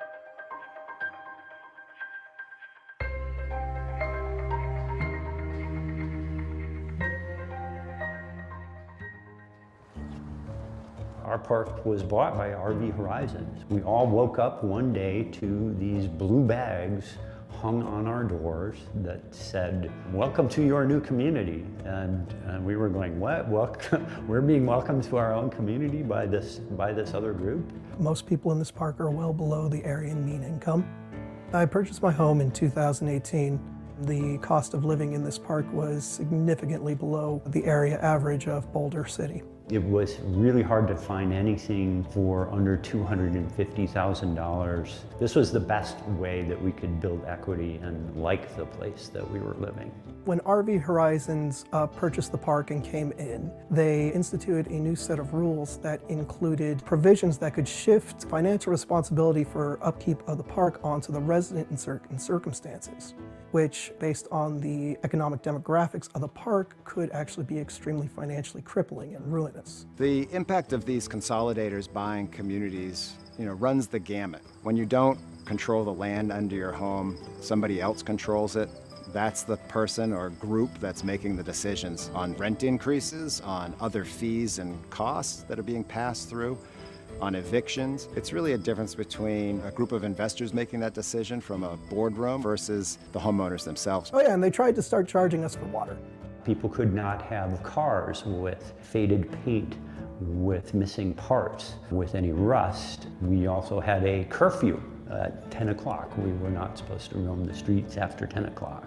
They also made a nice show of force by cutting up plants that people particularly liked. So basically they came in and just stepped all over everybody's lots where people thought that there were their lots, their homes. Everybody came out of the woodwork going, what's going on? This is America, isn't it?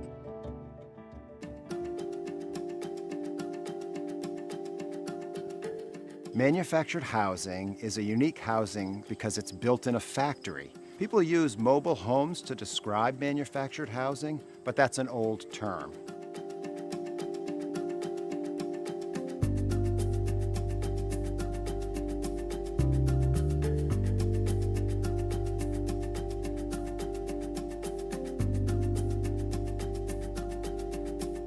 Private equity has come into manufactured home communities because the cash flow is frankly very secure. When you're renting land to homeowners that can't move their homes either at all or it's very expensive to move their homes, investors are finding the ability to raise land rent substantially. The private equity players getting into the manufactured home community space include some of the brand names in the business: Carlyle Group, Blackstone, Apollo Global Management. 800,000 home sites have been consolidated, including by these private equity players. That's about a third of all manufactured home community home sites in the country.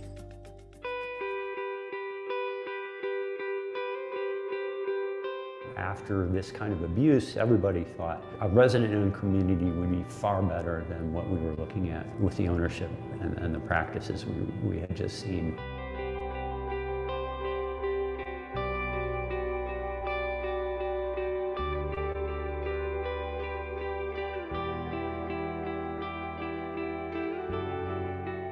We closed on June 21st of this year, and we have owned the park for now roughly 4 months. We were strong proponents and helped get the opportunity to purchase law passed in Colorado, and ended up being one of the first parks to have a strong chance to take advantage.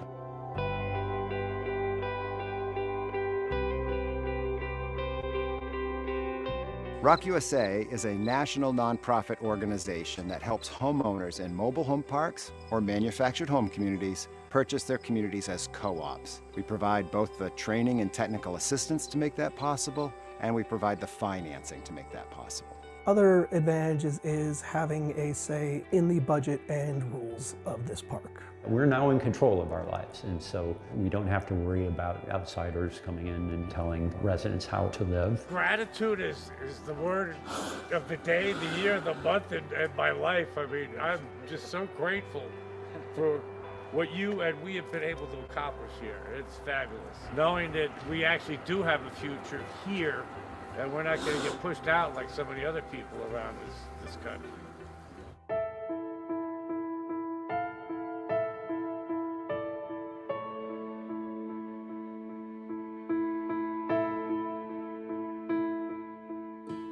A lot of these parks were built half a century ago and have fairly deprecated infrastructure from years of private ownership and more or less bare minimum infrastructure improvements. Every one of these parks that's going to be purchasing itself has tons of issues that they're going to need to pay for in order to set themselves up for a good, sustainable future.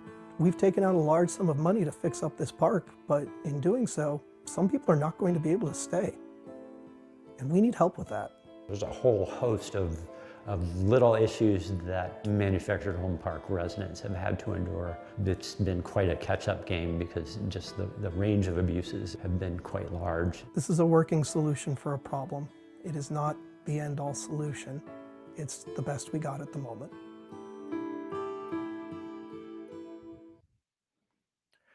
So another terrific piece of reporting there from More Perfect Union, and as he noted at the end there, this is the best that we can do in the moment. It's not a big picture solution because there are all these other problems that sort of are the roots of some of these struggles that people are going through. But one thing that I thought was worth noting is he said kind of earlier on in the video, one of the interviewees there, that mobile home is kind of an outdated term because, I mean, think about it. Maybe I'm different than all the rest of how you guys interpret that. But that, to me, that means like RV. Mobile home means like you can move it easily, So a manufactured house is put in a place and then it comes with a great deal of cost to actually move it, right? So I think factory house is a much better, factory home, whatever, something like that is a more accurate term, because that's what's being exploited here. Is if you want to avoid this fee, then move. But no, we're just going to come in as the Carlyle Group or whatever other private equity giant. We're just going to come in and spike your rent and fees through the roof, and if you don't like it, leave. Well, they also can't afford to leave, right? It's not just filling up a gas tank in your RV and driving off. It's paying to move a factory home. So that to me seems like a kind of a linchpin in all of this, that's what allows these financial giants to exploit the working class people who live in these communities. So this is another story of exploitation on behalf of these private equity giants. It's another way that a very necessary commodity in the form of housing is used to, squeeze every last dime out of desperate, impoverished, working class, blue collar type people. And shout out to More Perfect Union for bringing some attention to that. If you happen to be in one of these communities, I strongly encourage you to organize and ensure that the Carlyle groups of the world cannot swoop in and begin dictating your life and gouging you on rents and fees and things like that. A fucking curfew, you guys. Imagine, as an adult person who owns this home, imagine coming in and all of a sudden someone's like, oh yeah, you got to be home by 10 or else we're going to or what? Or what? You're going to have me arrested for like not being in my house at 10? I mean, that is insane. That's insane. That's authoritarian. That's like utterly outrageous. So if you live in one of these communities or know people who do, or you live around one of these communities, get involved in that organizing and ensure that these private equity giants cannot come in and do their worst. Right. And we also have, this is also to do with property, but it's real estate property, etc. But it's a very different angle on the industry. This was an interview that Walker Bregman did on Breaking Points about how the state of New York is handling remote work and how corruption led to the interim governor essentially flipping her position on this issue. So we're going to show you guys the first portion of this interview. This again is Walker Bragman from the Daily Poster on Breaking Points. Now for our weekly partnership with the Daily Poster, we have a reporter for that outlet, Walker Bragman, who is out with a great news story. Great to have you, Walker. Good to see you, man. Thanks for having me on. Yeah, our pleasure. Let's go ahead and throw the tear sheet up on the screen here. Quote is, "It's time to get back to the office." Facing a primary challenger in courting real estate interests, New York Governor Kathy Hochul is pushing to end remote work. Just break down for us what you found here. So interim Governor Hochul has been pushing for really since the start of the month or last month to end remote work in New York. Now she's not laid out any concrete actions that she's going to take, but she is encouraging employers to bring people back. Now, what's interesting is that push was happening simultaneously with a surge in COVID cases.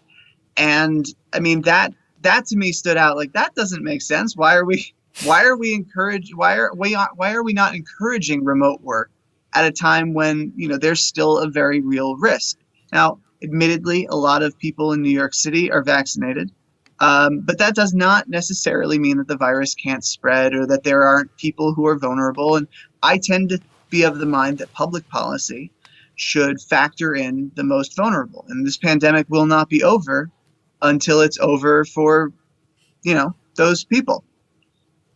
And Walker, one of the things you're pointing to here is that the real estate industry in particular is pressuring Kathy Hochul very hard. What did you find in terms of the financial connections here behind what she's pushing? So Hochul has long been supported by commercial real estate interests. But what's interesting here is that she's facing a primary challenge from New York's Attorney General, Letitia James. And James got a lot of real estate money too during her run. So the industry, I guess, is sort of up for grabs, or maybe up for grabs.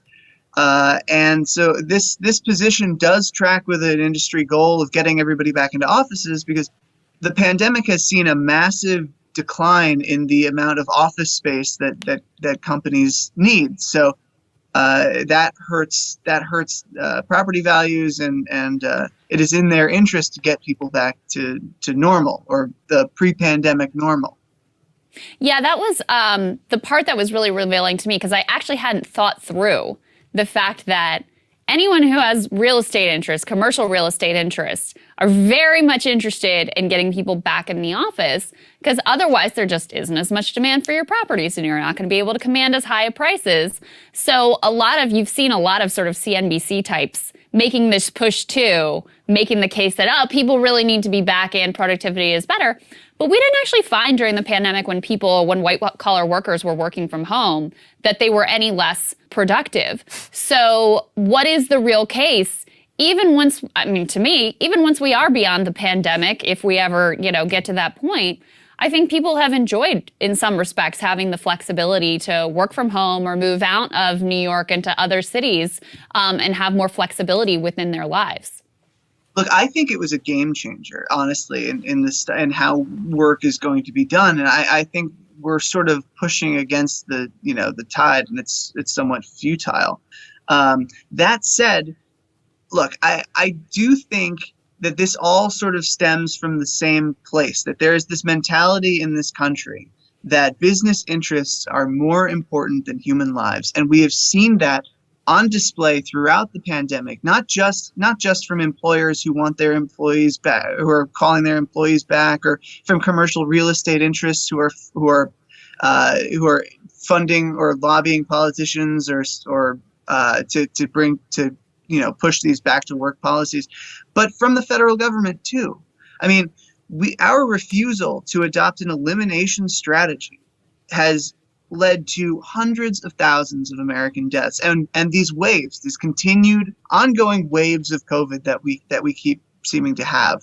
And so I mean, it's a really big problem. I think it's a problem with our culture.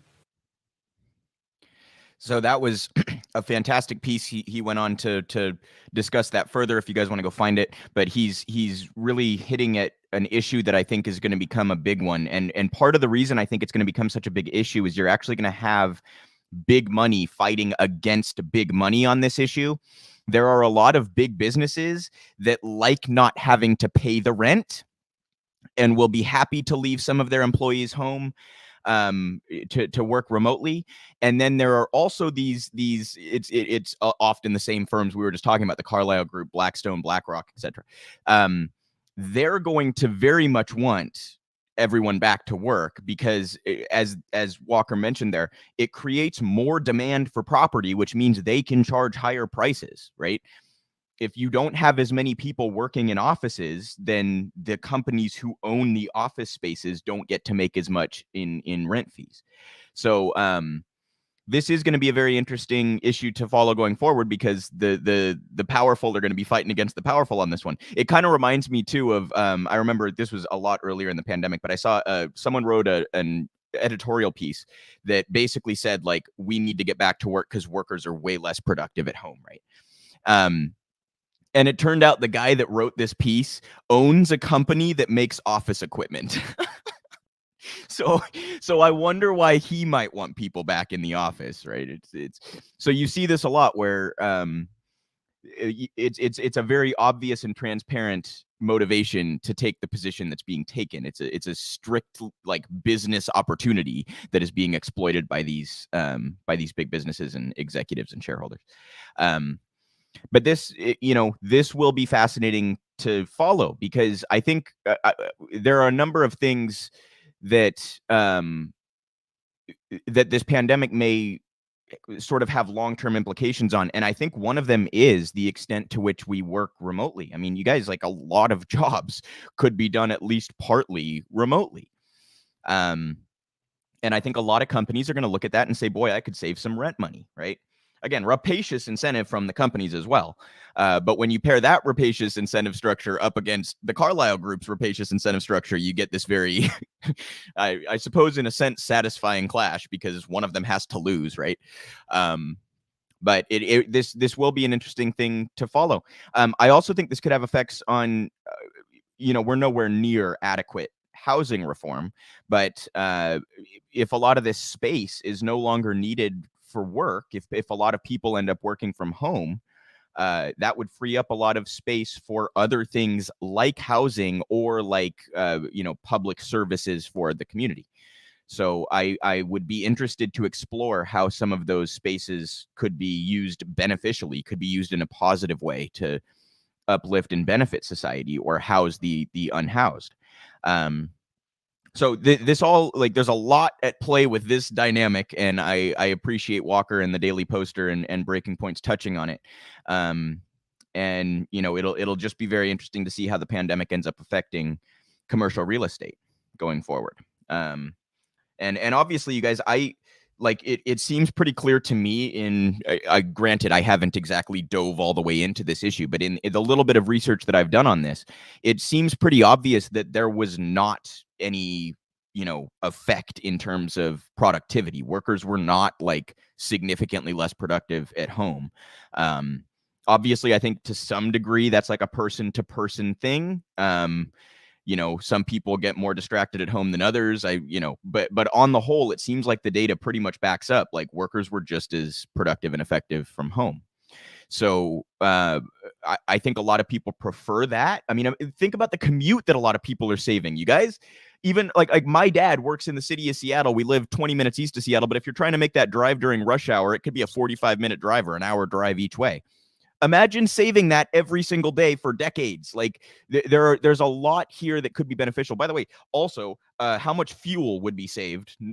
How much less fuel would we burn if people were not commuting every single day? There are so many ripple effects from the working at home thing that I think are all kind of fascinating.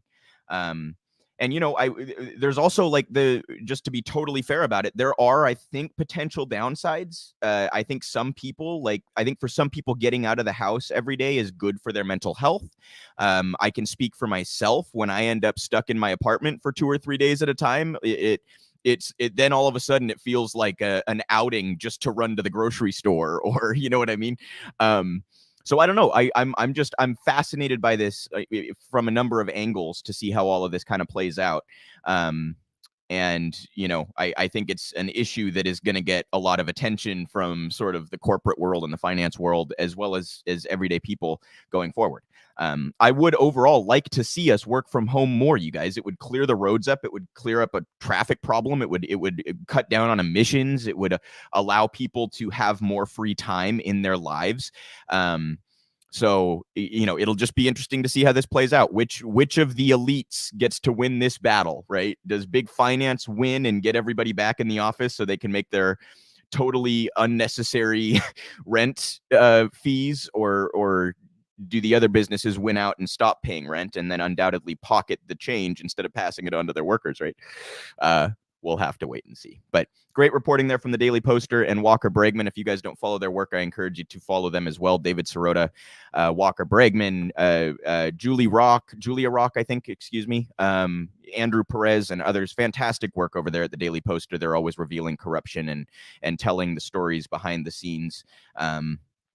Excellent work. And speaking of the Daily Poster, we're actually going to go to one of their articles here to move on to the next story, which has to do with Biden's reconciliation bill.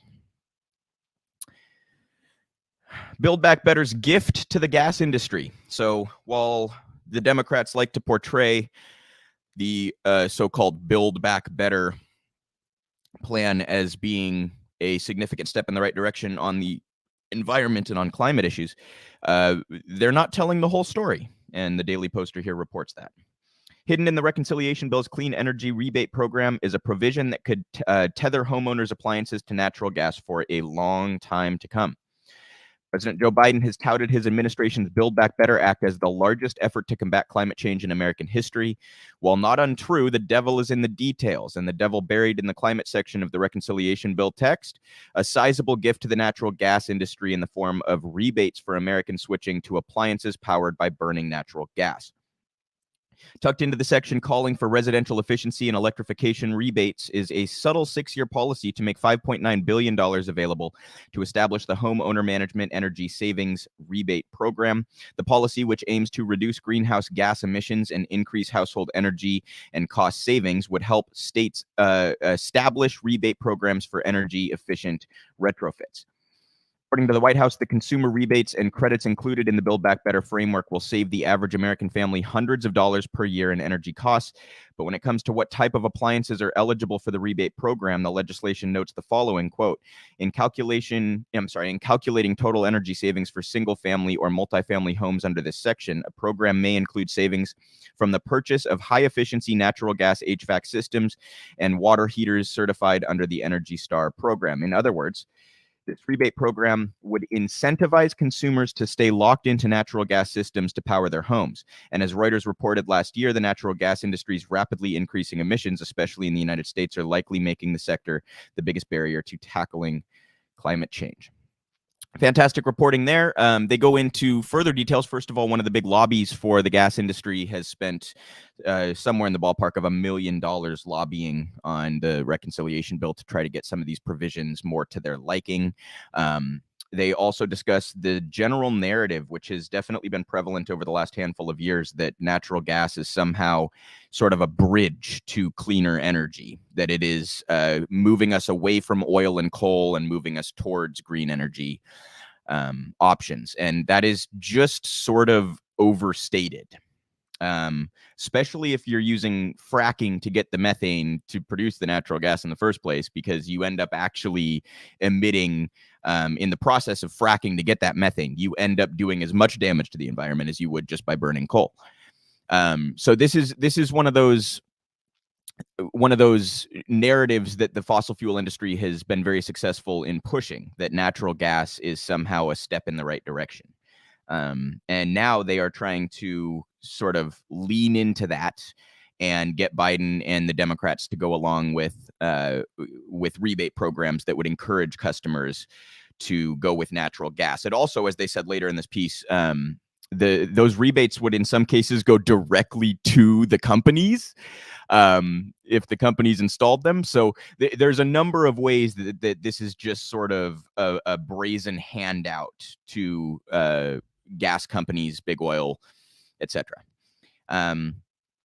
So while Biden purports to be fighting to combat climate change, he's actually continuing to contribute to it. And we know that one of the first things he did within 3 or 4 weeks of taking the White House is grant a whole bunch of new drilling permits for fracking and things like it. He canceled the, I'm drawing a blank on the name of the pipeline now, but anyway, one of the big pipelines that was getting some attention in lefty circles that was being protested, he canceled the permit for that so that he could get some good press. This is a theme, right? Biden does inconsequential things or says inconsequential things that will get him some sort of praise among progressives, and then he never walks the walk on it, right? In his actions, he goes against what he's saying, and this is another one of these. So the pipeline that was getting enough attention to be worth canceling the permit for his reputation, he does that. But then he turns around and grants a bunch of drilling permits and goes forward with other pipelines, etc. Right? So you really got to pay attention to the nitty gritty stuff. And again, I just want to shout out the Daily Poster for constantly bringing that stuff to light, and bringing this lobbying, this corruption to light. And this, when the Democrats get mollywopped next November, this will be one of the reasons why. Because they've run on policy for 10 to 15 years that when given power, they refuse to implement, and they stand in their own way. Do you think voters give a shit if it's Kyrsten Sinema and Joe Manchin, or if it's, no, they don't. They look at their senator, their representative, they look at Schumer and Pelosi, they look at Biden and Harris, and they say, you can't even get your own party to fall in line. Why would we put our faith in you in any capacity at all? Right? So the Democrats, I don't even want to say failures, because I don't think they ever actually intended to pass any progressive reforms. I think maybe half the party is on board with like a lot of the provisions in Build Back Better or reconciliation bill, and the other half just really is not inspired to pass it and is happy to hide behind Joe Manchin and Kyrsten Sinema and let Joe Biden and Kamala Harris take the political hit for it, right? So, but undoubtedly, without question, you can put it on your calendars, people. Next November, you and I and Susan Sarandon and Bernie Sanders will be to blame for the Democrats' abject failures. You can put it on the calendar. I guarantee you they will blame us. Guaranteed. Even though I will have spent this entire time reporting on this stuff, trying to point out why they're going to lose. No, it'll be our fault. It'll be our fault that they can't pass legislation, that they can't get their own party to fall in line, that they can't live up to the things they campaign on, that they have run for 15 fucking years on. That'll be our fault somehow. So, unsurprising stuff here on the climate, but when you pair that with the earlier article about the Arctic warming, tends to get a little bit concerning, doesn't it? That we are so refusing to act. And by the way, if you want to talk about the political constraints on this, to whatever extent you have faith in the Democratic Party or the progressives in the Democratic Party to get some of this stuff done, do you have any in the Republicans? Because they're about to be in power again for 2 or 4 years. So how's the climate going to look then? Because of the Democrats' inaction, because they handed all of this power back to the other party that is openly opposed to addressing the climate. So they're failing us on all fronts, and then they'll turn around and blame us. And that is basically the Democrats summed up in a nutshell. We have one more piece here. This is in Sludge. This also about the reconciliation bill and some of the corruption and lobbying that goes on behind the scenes. Health insurance and pharma lobbyists max out to the Dem party. The Senate braces for a showdown over expanding Medicare to include dental and vision benefits after healthcare industry lobbyists have bundled 6-figure donations for Democrats' campaign arms. 8 months after President Biden released his domestic agenda, the social spending package included in the Build Back Better Act is now being considered in the Senate after a version of it passed the House on November 19th by a vote of 220 to 213. The Senate is likely to change the bill before holding a vote, and some of the key sections still being debated pertain to issues of healthcare access and affordability. Hate those words, don't you? It's healthcare. It's not affordability or access. It's fucking healthcare, for fuck's sake.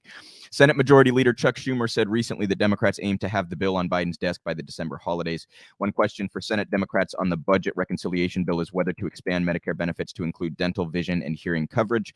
The health insurance industry lobbied behind the scenes this year against expanding Medicare because it could reduce their competitive advantage, and the House-passed version of the bill only included a hearing benefit. Independent Senator Bernie Sanders laid down a marker in late October that dental and vision must be included, but Senator Joe Manchin has said he is reluctant to expand the program. Notice, by the way, I just noticed this, but I have to point it out. They put independent next to Bernie's name. They don't put Democrat next to Joe Manchin's name, do they?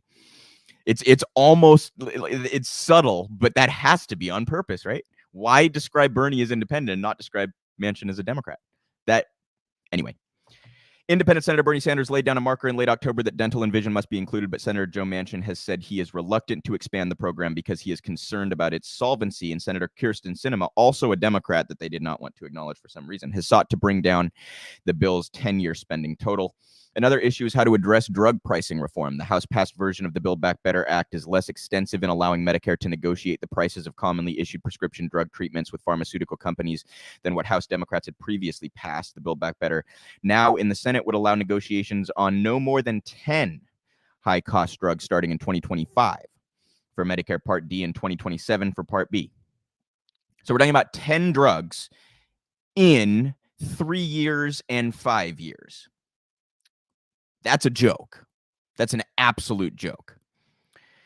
Rising to no more than 20 treatments in 2028 and years later selected from the 50 drugs with the highest spending each under each part. It would also apply to all insulin products. The drug pricing reforms in H.R. 3 previously passed by the Democratic-controlled House in December 2019 would have required Medicare to negotiate a minimum of 25 drugs in 2024 and 50 drugs in following years, up to 125 drugs and any single-source insulin products not already included. Since the beginning of the year, as the Democrats have been developing these proposals, healthcare industry lobbyists have been donating amounts far above the maximum of $2,900 that individuals are allowed to give to campaigns. By donating to the Democrats' campaign arms, lobbyists like those for the industry's major trade association, America's Health Insurance Plans, are able to donate up to $36,500 per year. Additionally, many lobbyists have been bundling checks for the Democrats, in several cases delivering amounts in the six figures. And I just want to show you guys here. I'm not going to read through all of this, but they name names and then they go into details. So you see here, Lisa Contupis, or however you pronounce it, Lori Denham, Heather Podesta. You might recognize the Podesta name, huh? On and on and on and on and on. Great reporting here to call out the specific lobbyists by name and the groups by name and point out that the Democrats are doing the bidding of these big money donors instead of doing what they have said, again, I'll point out, for 10 or 15 years that they would do if they were given power. So when the Democrats try to portray this bill as though it is the most progressive thing since sliced fucking bread, do not allow them to get away with it. It's not. It's a watered down piece of trash, and they can still barely get their own party to get on board with it. So, what do you say? Pretty pessimistic state of politics. It's not that I expected hardly anything out of a Joe Biden administration, but I'll put it this way. I expected almost nothing, and you still managed to disappoint me. Congratulations, right? All right. So I want to read you guys a piece here from Real Progressives. This is about how states are kind of running out of budget space, running out of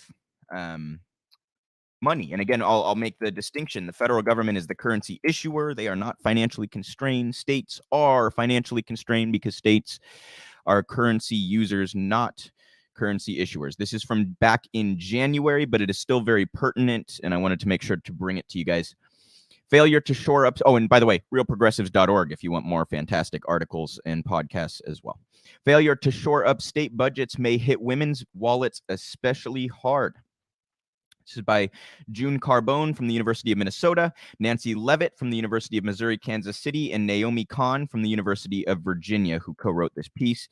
States are seeing enormous budget shortfalls because of the coronavirus pandemic, and the consequences for teachers and other public school employees could be dire. At least 640,000 education jobs in state and local government vanished between February and August of 2020. The states, which provide an average of about 47% of U.S. public school funding, are cutting school spending because their tax revenue is declining and they have no easy recourse to balance their budgets. Unlike the federal government, states can't just print money. Negotiations continue around another pandemic relief bill, which would include money for states to spend on public education. But lawmakers have passed no measures since May, when the House of Representatives passed a $3 trillion coronavirus relief bill that stalled in the Senate. Obviously, there was further stimulus packages that were grossly inadequate that followed this article, but I think that point still stands. We study families, employment, corporations, and gender. We are tracking how the coronavirus pandemic is underscoring the disproportionate financial burden women bear when states slash their budgets in times of recession. Without sufficient federal aid, recessions have historically prompted job losses, pay cuts, and high turnover that burden school districts for years. Because most public school teachers are women, they are affected more. We are examining this issue and others more deeply in a book we are writing called Shafted: The Fate of Women in a Winner-Take-All World. It explores the jobs women do from public schools to Walmart or hedge funds, and demonstrates that the forces that have produced a highly unequal economy have undermined women's well-being. What we found so far is that women in almost every field have lagged behind men in pay, promotions, and leadership opportunities, and in K-12 schools, this issue can appear starkly. You can see there the graph that charts spending on education, federal, state, and local since 1996. The government's role. Historically, the federal government has implemented policies aimed at keeping the economy afloat during recession. During the Great Recession, for example, the 2009 stimulus package included money that cushioned the impact of the recession on the states. Economists largely agree that the policy worked. The spending bolstered state budgets, helping to prevent massive layoffs, and prompted the start of a recovery. Nationwide, education spending averages about 30% of state budgets, with 2/3 of the funds supporting K-12 education. More specifically, the average state expenditures are 21% on elementary and secondary education and 10% on higher education. After Republicans swept Congress in 2010, however, the flow of federal aid related to the recovery was dramatically reduced. There was an immediate impact on the nation's schools. Collectively, the state spent billions less in K-12 education in 2012 than they had in 2011. As of the 2017-2018 school year, 12 states were still spending less on K-12 education than a decade earlier. In their communities, fewer teachers were employed and schools were skimping on school maintenance and supplies. Many public school teachers' wages stagnated and their pension benefits were cut. In these conditions, the most experienced and expensive teachers can be forced out. These are often women. Teaching penalty. During recent decades of squeezed state budgets, the percentage of K-12 teachers who are women has grown, rising to 76% in 2018 from 67% in 1981. Therefore, the refusal to fund state budgets has fallen disproportionately hard on women. Today, teachers earn about 21.4% less than people with the same level of education do in other fields, the highest teaching wage penalty economists have recorded in U.S. history. Female teachers also earn lower salaries than male teachers. And I just really want to underscore this point, you guys. 21.4% less than similarly educated people in other fields. Just do that math on your own income. Shave 21.4% off of your own income. How'd you be doing? Add 21.4% to your income. How much would that help you? That's astounding. And as they point out, there's also a gender gap there as well. So that's teachers overall. Women are even in the lower portion of that statistic, right? We believe the low pay and relatively low status of teaching help explain the increasingly high percentage of women in teaching and the declining percentage of men who join their ranks. We see a solution. It is for counter-cyclical assistance, giving more government assistance when times are tough to the states and making this support automatic. Other financial stabilizers, such as unemployment insurance, and the SNAP Nutritional Support Program already do this by rising during downturns, which also has the effect of bolstering the national economy. That won't happen, however, without greater political recognition that the federal role in state budgets is essential to the health of public schools and the national economy. So, fantastic piece there. I encourage you all to go to our website and find content like that. You can read the rest of that piece if you would like. I think it's very much worth noting that this affects almost every issue that we discuss, which is why MMT and understanding funding mechanisms is so crucial. The federal government can afford to pay for these programs that's in a way that states cannot. And this doesn't just apply to education, it applies to everything, you guys. Healthcare, infrastructure, education, anything you can name that's a public utility or a public program, the federal government can afford it. States are financially constrained. For a state to afford it, they have to tax or they have to take a loan out.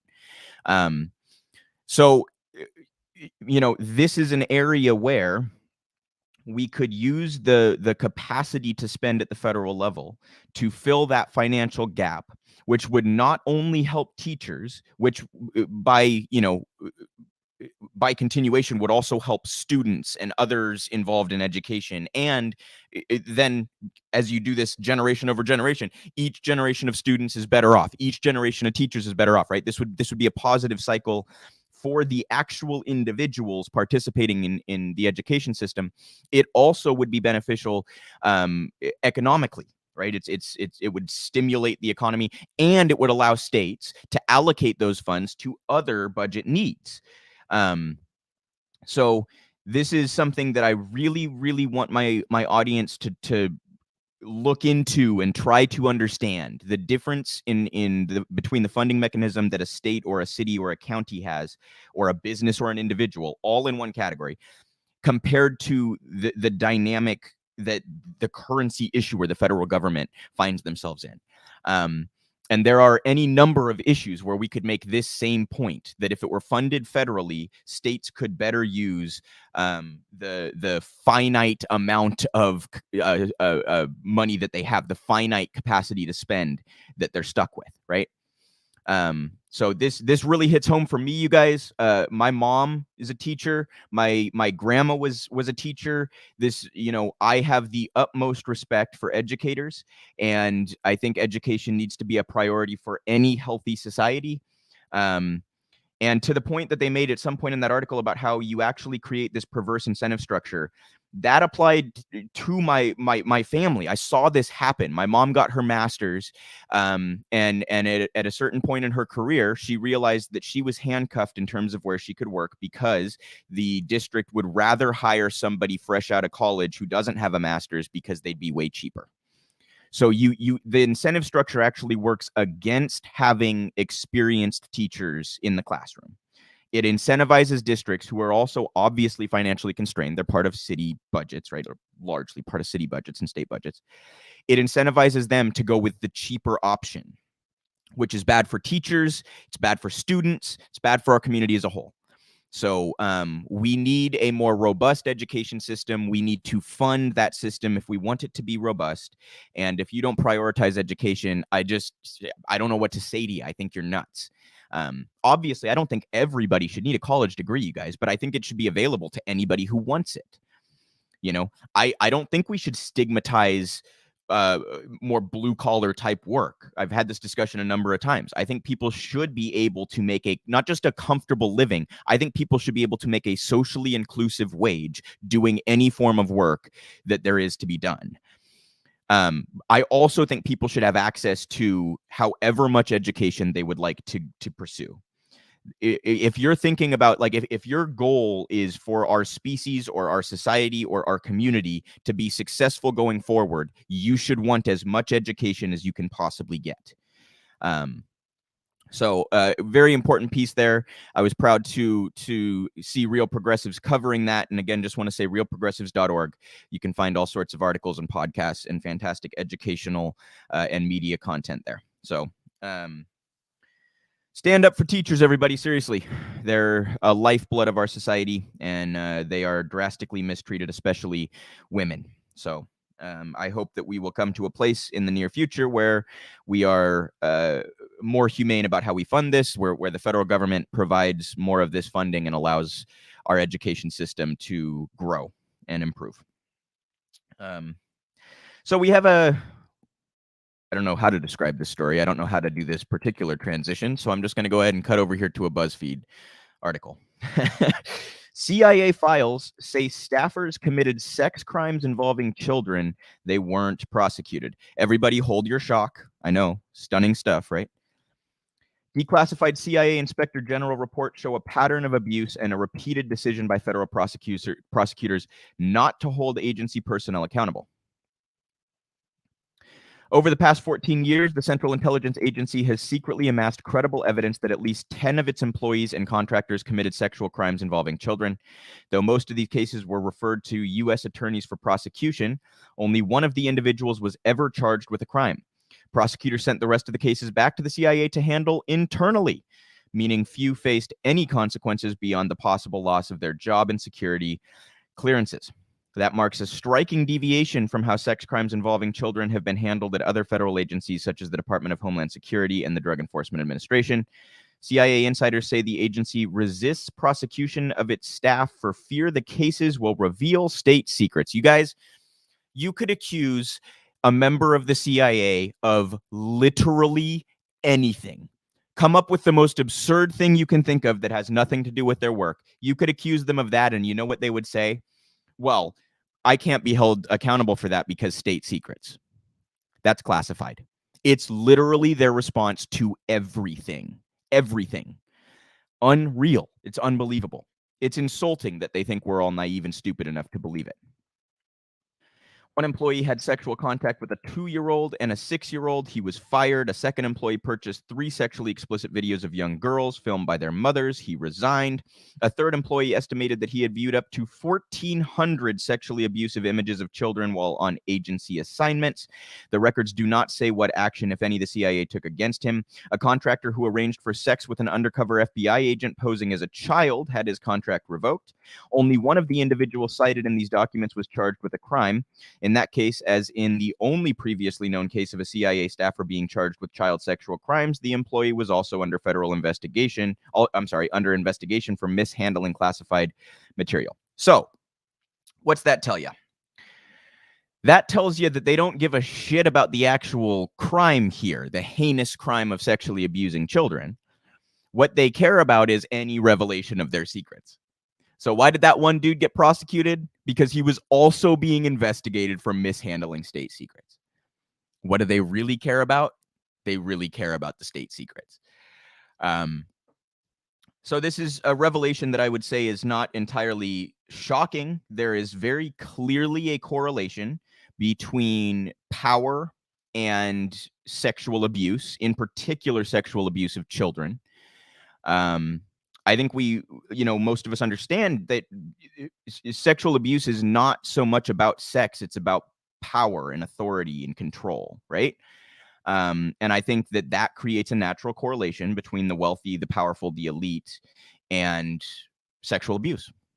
And the Epstein story seems to demonstrate that it's anecdotal. It's hard to put data to it, but it seems to demonstrate that a lot of powerful people have a proclivity of this. So great reporting from BuzzFeed there, and shame on the CIA. Again, not entirely surprising that this would be conduct that some of their people engaged in. It's also far from surprising that they would try to cover it up, right? Because they're nothing if not a propaganda arm.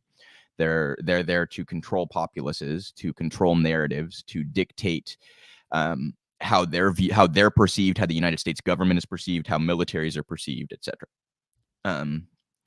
So I thought this story was well worth covering, and I think we need to stay on. There's a lot of like you can go down this sort of insane conspiratorial path when you start talking about like the elite and sex abuse and child sex rings and all this stuff. But guys, like there's some there. Have you paid no attention to Jeffrey Epstein and Ghislaine Maxwell, right? There's obviously some there. And this another indication that those who are granted unchecked power tend to conduct themselves in, shall we say, less than tasteful ways, right? And speaking of that, Ghislaine Maxwell and Jeffrey Epstein, wanted to give an update. There's not a whole lot to talk about since last week, but the trial has been ongoing. Jeffrey Epstein's former pilot testifies. Bill Clinton, Donald Trump, Prince Andrew flew aboard Epstein's private plane. I'm not going to get into this article, but I wanted to show you guys the headline. And to me, this is the part that has not been getting a whole lot of attention, right? Not a whole lot of mentions of Clinton and Trump or Prince Andrew. You know, they seem to be the ones who kind of get to fly under the radar here. And this is the only part of Ghislaine's defense. Ghislaine is, in my view, quite clearly guilty, allegedly for the attorneys out there, but quite clearly guilty of not just grooming and providing girls for Epstein, but then participating in the abuse herself, right? The only part of her defense that I do think there's like a ring of truth to is not because it in any way it justifies her actions, but their argument that there are a lot of people who should be at that defense table, I think, is a valid one. I think that these powerful men who clearly engaged in heinous crimes with Jeffrey Epstein ought to be scrutinized in the way that she is scrutinized, right? They obviously they should be scrutinized for their specific actions, right? And she should too. But they were clearly involved in this, you guys. Why is it that Bill Clinton can just like not only lie, but lie in ways where like we know he's lying? He's not just saying, you guys, I never abused anybody with Jeffrey Epstein. He's saying I was never at his island. We have flight records. He was there numerous times. We have a picture of him with a victim he said he never met in his life. And to this day, adamantly denies he ever met in his life. Why isn't the media all over that? I mean, just contrast that with how they would cover it if it were Gates who had done what Clinton had done and then lied about it. If that were Matt Gaetz, I don't think CNN would be shutting their trap about it, right? And I've even seen outlets, I saw one outlet mention Prince Andrew and Donald Trump and not mention Bill Clinton. It's like, come on. You're just telling people how biased and untrustworthy you are and unethical and unprincipled you are. So as I've said from the start, this is a story worth covering in a vacuum because it's one of the most heinous crimes that we can imagine, abuse of a child. But it's also got all these other big picture elements to it, which are these powerful people, Kevin Spacey, Alan Dershowitz, right? All sorts of people that are connected to Epstein in some capacity or another. And it seems like that angle has not gotten a whole lot of play. And we also haven't gotten any revelations that amount to like having enough content to like change the dynamic here, right? We've heard names drop. The pilot dropped names. He also, by the way, said that there were often girls on the plane. He just assumed that they were all of age. Now that's him covering his own ass. I very much doubt he assumed that, with some of the ages of these girls being quite young. But that is what he said. And, you know, it just seems like that angle of the story is not getting a whole lot of coverage at all. I do want to show you guys a short video here of Chris Hedges at a rally in New York, who dropped some of those names, the names I've dropped in and others who are connected in some form or another to Epstein over the years. So we'll watch this short clip. Shout out to Chris Hedges for calling him out like this. And then we'll come back and discuss.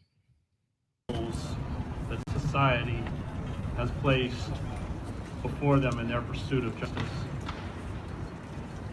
The trial of Ghislaine Maxwell will not hold to account the powerful and wealthy men who are complicit in these assaults.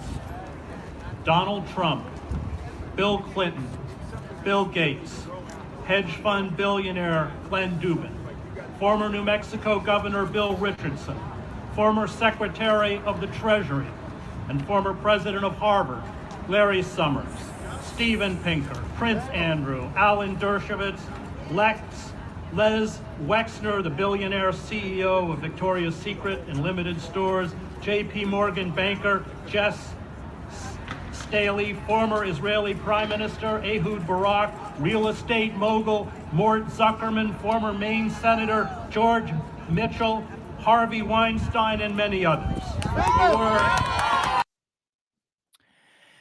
Great job there from Chris Hedges. He calls it like it is. He calls a spade a spade, and I've always appreciated that about him. I'm sure that's why he's no longer on any of the major media outlets, right? He mentioned Les Wexner there, who was one of the sources of Epstein's wealth to start with, and it's actually kind of a fascinating story. No one really understands why Epstein ended up with such a large portion of Wexner's wealth.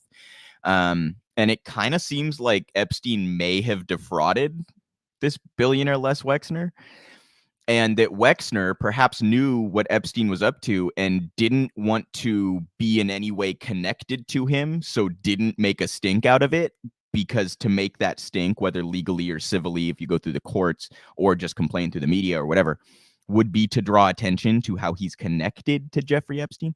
So Epstein, it's almost like he played this game of getting close enough to somebody that they understood that that was going to implicate them, or at least connect them to something they didn't want to be connected to. And then that gave him leverage over them, right? And this dynamic, I think, worked two ways, because I think a lot of the people involved with Epstein were also getting financial advice from Epstein because of the people he knows, some like insider trading kind of stuff, right? If you know presidents in the royal family, you can give information to other wealthy people about how they might want to invest their money. I think there's some of that. I also think some of these celebrities and wealthy individuals and powerful individuals just were into the same thing that Epstein was into and got that out of their relationship with Epstein. So the dynamic between Epstein and these powerful people is quite fascinating and revelatory in my view. And you know, good on Hedges for calling those people out by name, including Wexner, who seems to want to totally forget that he ever knew Jeffrey Epstein, and ought to be quite humiliated by Epstein's taking his money. So anyhow, we will keep up with that trial going forward, and I hope that some more names and information come out. I hope some information pertaining to his death comes out, but again, I'm not naive enough to expect or assume that will be the case. And it looks like Ghislaine Maxwell is going to rightfully go down, but perhaps wrongfully in place of some others, if that kind of makes sense. She deserves to spend the rest of her life in prison. There are also a lot of other people who undoubtedly deserve to spend the rest of their lives in prison who will not have to do so. So we will continue following this, and I'm hoping for as much information to come out of this trial as possible.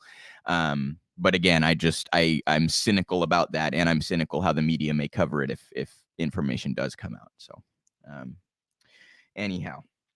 Another sad story here, you guys. I wish I had some happy stuff to talk about today, but it's just, it's politics. We had another murder by a cop.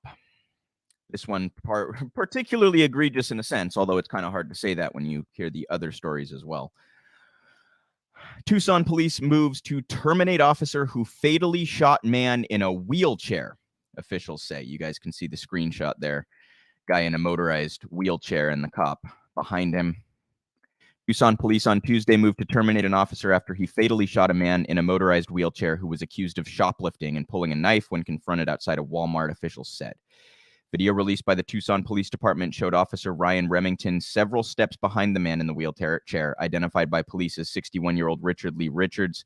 The officer asked Richards to stop before firing 9 rounds. 9 rounds. Striking him in the back and side as the man headed into another store, according to police. So how is he threatening your life in a wheelchair with his back turned to you? And you shot him 9 times. 9 times. An attorney for Remington said the video released by police did not offer a complete picture of events leading to Monday's shooting.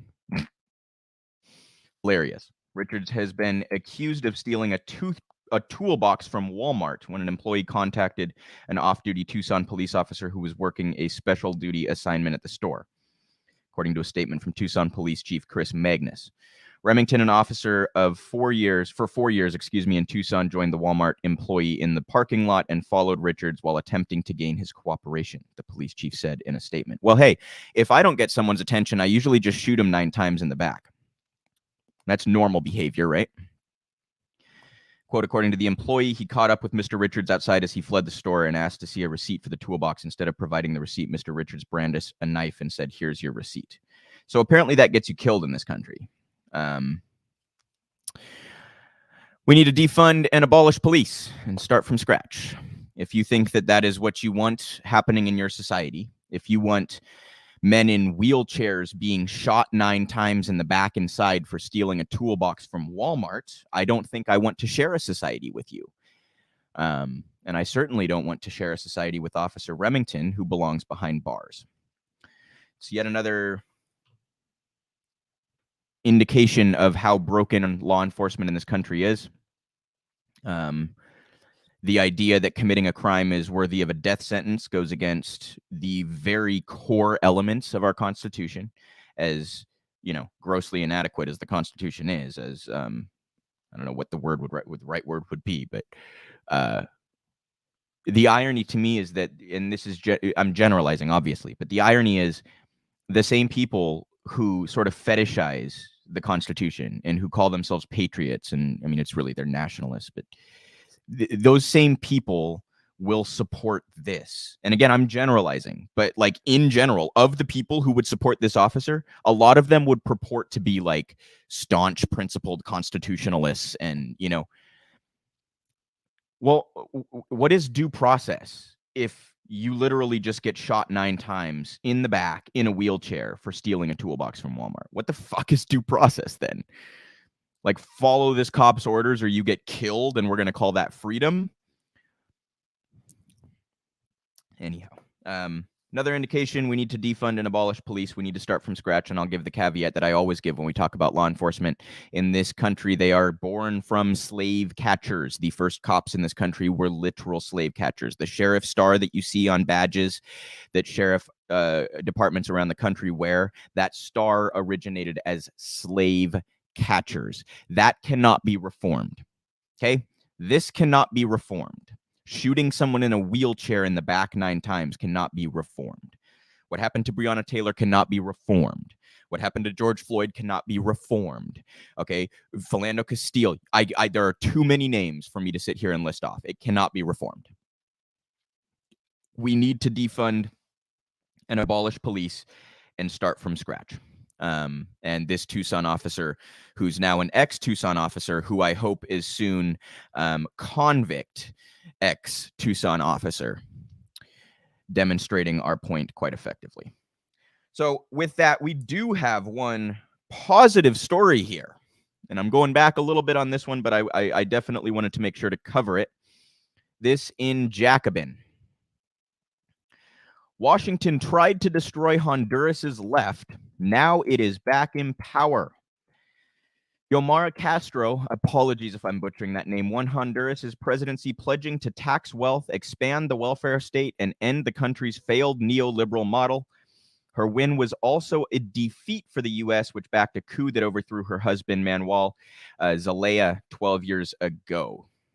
This is another country where the United States has inflicted its harm, where we have, you know, engaged in a coup to get rid of a leftist, while we hand-wring about democracy and cry about Russia, right? Iraq is still in flames. Henry Kissinger will probably live to 100, and he won't spend a single day at The Hague, which is a crime of gargantuan proportions.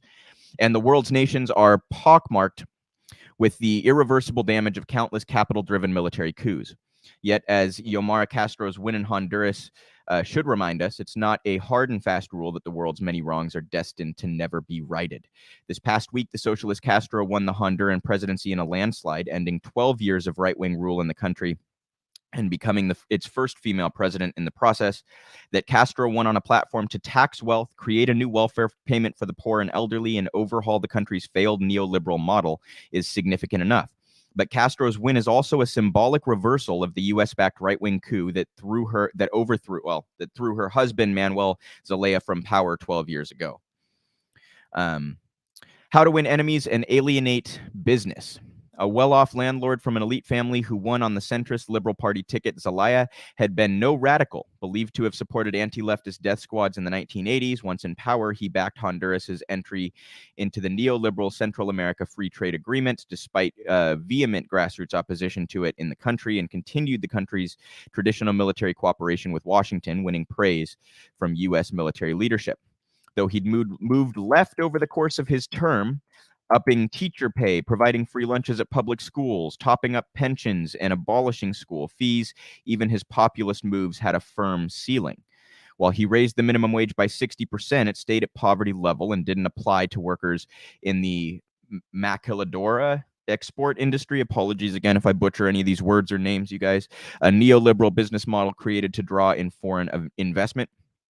Not that it mattered. Being forced to lose even a cent of profit to their grossly underpaid workers was an outrage to the Honduran business elite. With Zelaya pairing these moves with an increasing use of leftist rhetoric, he lost the support of his own party, and the Honduran right plotted to move against him. Meanwhile, in Washington, despite playing ball with the U.S. elite, Zelaya's cardinal sin was forging closer relations with left-wing Venezuelan President Hugo Chavez, who visited Honduras for the first time in 2008. Under Zelaya, Honduras entered Petrocaribe, Venezuela's program for selling subsidized oil to friendly governments, and joined the Bolivian Alternative for the People of Our America trade bloc, an embryonic leftist counterweight to U.S.-led neoliberal free trade in the hemisphere. Zelaya called the latter an act of freedom, adding provocatively that he was taking a step toward becoming a government of the center-left, and if anyone dislikes this, well, just remove the word center and keep the second one. Well, that's quite a ridiculous statement, isn't it? This was a step too far. Though Zelaya had cast his pivot to Chavez as a pragmatic move born of frustration with the moderate offers of support from rich countries, he also took a swipe at the decades-long relationship of dominance by the United States. The move inflamed conservative fears in the country and anger among the U.S. right. If President Zelaya wants to be an ally of our enemies, let him think about what might be the consequences of his actions and words. Otto Reich, a former diplomat to the region under George W. Bush, told the press in 2008. The pretext for Zelaya's removal was his move in early 2009 to hold a non-binding referendum on rewriting the country's 26-year-old constitution, ostensibly to reflect the substantial and significant changes that had taken place in Honduras. Zelaya's insistence on holding the vote, a power grab in his critics' eyes, put him at odds with the courts, the legislature, his own party included, and military leaders who refused to defy the courts by lending their resources to carrying it out. The matter soon spiraled into a crisis that saw Zelaya remove 2 top military officials, 36 others resign in protest, and calls from the Honduran establishment to boycott the vote, all of it culminating in the June morning where soldiers occupied the capital and military leaders escorted Zelaya at gunpoint to a plane out of the country. Making the coup stick. There's no doubt Zelaya's brinkmanship fed the crisis that ended in his own ouster. But before you side with the coup plotters, consider a few things. For one, there's the fact that this abrogation of a democratic constitution came in response to not just a referendum whose victory was far from assured, but a non-binding one. Second, let's allow that the worst thing Zelaya was accused of plotting, to change the constitution to allow himself a second term, is eminently reasonable. While not uncommon in Latin America, a single term for a national leader is comparatively restrictive in the global context, and as we'll see, the Honduran elite changed their mind about this in a few short years. The charges also didn't make sense. With a presidential election set only 5 months after the referendum was due to be held, there was little possibility the Constitution could be amended in time to keep Zelaya in power, which he'd have to win a second election to secure anyway. Nor is Honduras' constitution some kind of sacred, untouchable document. It has been serially rewritten over the 20th century, and the version Zelaya was operating under had been written by the country's military dictatorship in 1982, with preserving the power of the armed forces expressly in mind. It established a weak executive and an unusually independent military hierarchy and split the country into military regions commanded by military officials. The Constitution had also been amended 130 times by decree in the intervening decades. And if you think there's something automatically out of bounds about rewriting an antiquated Constitution against the wishes of a conservative political establishment, ask yourself if you feel the same way about calls to overhaul the gridlocked U.S. political system and reform its right-wing Supreme Court. The outrageous act sparked outrage across the hemisphere. Even U.S. officials acknowledged the flagrantly despotic nature of the coup. On the one instance, we're talking about conducting a survey, a non-binding survey. In the other instance, we're talking about the forcible removal of a president from the country, one anonymous official told the New York Times. Nevertheless, military ties run thicker than any democratic commitments in Washington, and U.S. policymakers could never be too hostile towards the coup plotters their own military had trained. Quote, "It would be difficult for us with our training to have a relationship with a leftist government," said an Army lawyer. Think about that. Think about that. I mean, seriously. Wow. What? Wow. In the same Times report, anonymous members of the newly elected Barack Obama administration admitted to the Times that before Zelaya's removal, they had discussed with the military legal methods to remove the president from office, how he could be arrested, on whose authority that they could do that. On its way out of the country, the military plane carrying Zelaya to his exile stopped at a Honduran airbase U.S. troops used as a headquarters, supposedly to refuel. The military denied U.S. personnel knew about the flight, despite officially sharing air traffic control duties at the site. Once it happened, and in the days, weeks, and months ahead, the administration towed a careful line, issuing stern words of general disapproval while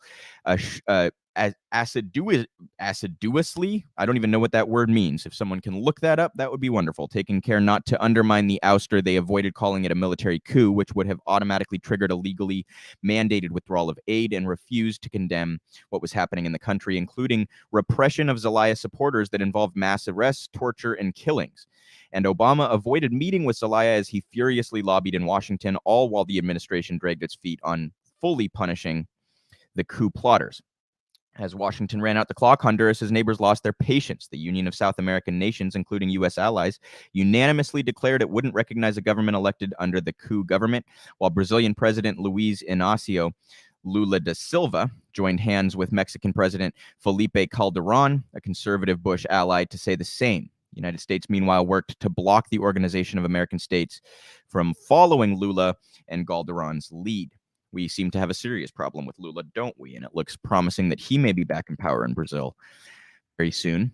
Hillary Clinton would later boast in her autobiography of trying to block Zelaya's return to office behind the scenes, strategizing with regional allies to ensure that free and fair elections could be held quickly and legitimately, which would render the question of Zelaya moot. Well, let me ask you something.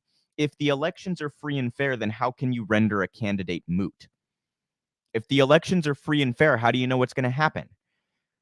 It's unbelievable. Hillary said the same thing, by the way, about Palestine at one point. She said, if we're going to allow Hamas to have elections, we should have dictated who won them.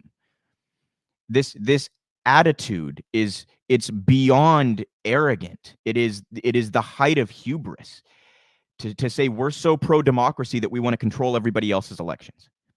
Unbelievable. She justified the coup government's repressive curfew and denounced his attempts to re-enter the country, and her State Department pressured OAS officials to sideline him and work with the coup leaders.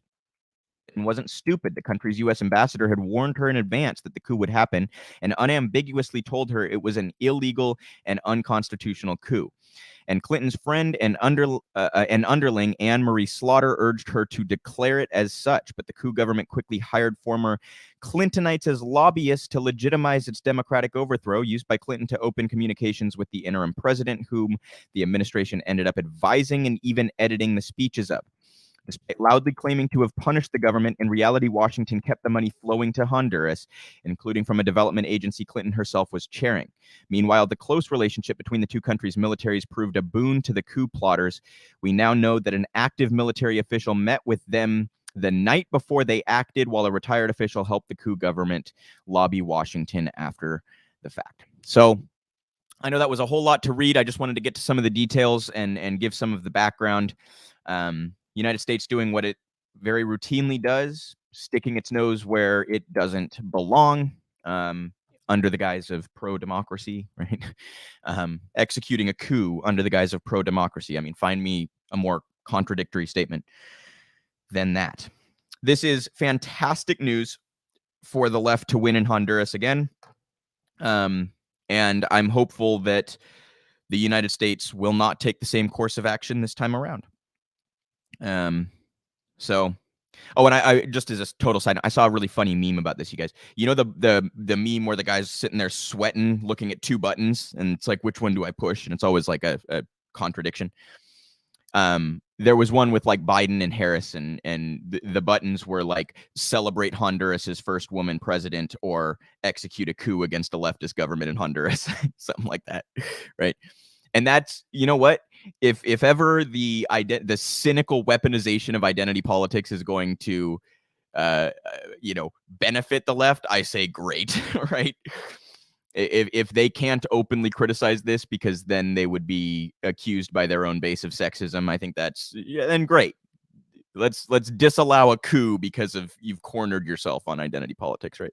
Anyhow, that's a side note. I just thought that was kind of a funny note about how the Democrats seem to message about all of these issues, right?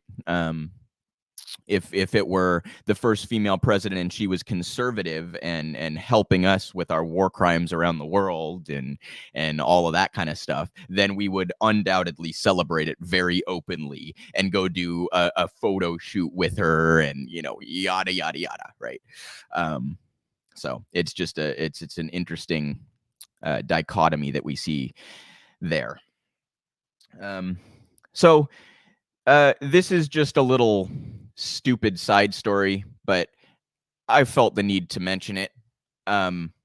Marjorie Taylor Greene is not just one of the stupidest members of Congress, but one of the stupidest people that I have ever seen speak or tweet or in any way try to communicate any sort of idea whatsoever. And I don't like throw that stuff around too easy, you guys. Like, usually I would try to say something like ignorant or uninformed, or no, she's stupid. She's a moron. Okay, look at this tweet. This is seriously one of the stupidest things I have ever seen a human being communicate. 1, every single year, more than 600,000 people in the U.S. die from cancer. The country has never once shut down. Not a single school has closed. And every year, over 600,000 people of all ages and all races will continue to die from cancer. I'm just going to let that breathe for a second, Maybe take a look at the ratio while you're thinking it through. What an unbelievably stupid thing to say. I don't even know where to start. I mean, does Marjorie Taylor Greene not understand the difference between a contagious disease and a disease that is not contagious? This is like, there was some conservative politician who, when one of the big sports leagues was implementing their COVID policies, said something like, well, we've let players with AIDS play, and there was never any, they didn't have to be, isolated. And it reminds me of that. It's like, wow, how incredibly stupid are you? And the other thing about these arguments, you guys, like, whenever they try to compare COVID to something else, it's always something else that they also have terrible policy on, if you've noticed this. Like when Trump tried to say it's basically the flu. Okay, and what's your policy on public health? Are you somehow trying to help mitigate the problems that the flu causes? Are you encouraging people to get a flu vaccine? Are you making the flu vaccine more accessible to people? Are you increasing the number of clinics and facilities that can treat people with other viruses? Or are you just doing that to minimize COVID, right? You see how they deflect to something. What's Marjorie Taylor Greene's position on healthcare? Is she good for cancer patients? Does she make it so cancer patients have better access to care? No, of course not. She tries to block any form of spending that might actually help a cancer patient. So they do this to minimize COVID, and they end up actually pointing out another area where their policy is grossly inadequate. But, I could go on and on about this forever. Marjorie Taylor Greene is, what do you even say? She shouldn't be in charge of anything, let alone sitting in Congress. I mean, that is a degree of stupidity that I almost think it has to be on purpose. I almost think she has to know that that's completely incoherent. And she just thinks, well, my base is so fucking stupid that this will get them all excited. I almost think that has to be the case, right? Does a member of Congress really think that cancer and COVID are comparable? Really? I mean, they never stop telling on themselves, you guys. This also, I'll close on this point. This is why we need a good education system in the country. We were talking about education earlier. Maybe you wouldn't have members of Congress tweeting ignorant, moronic shit like this if we had a better education system. Maybe you wouldn't have people voting for someone like Marjorie Taylor Greene if we had a better education system, right?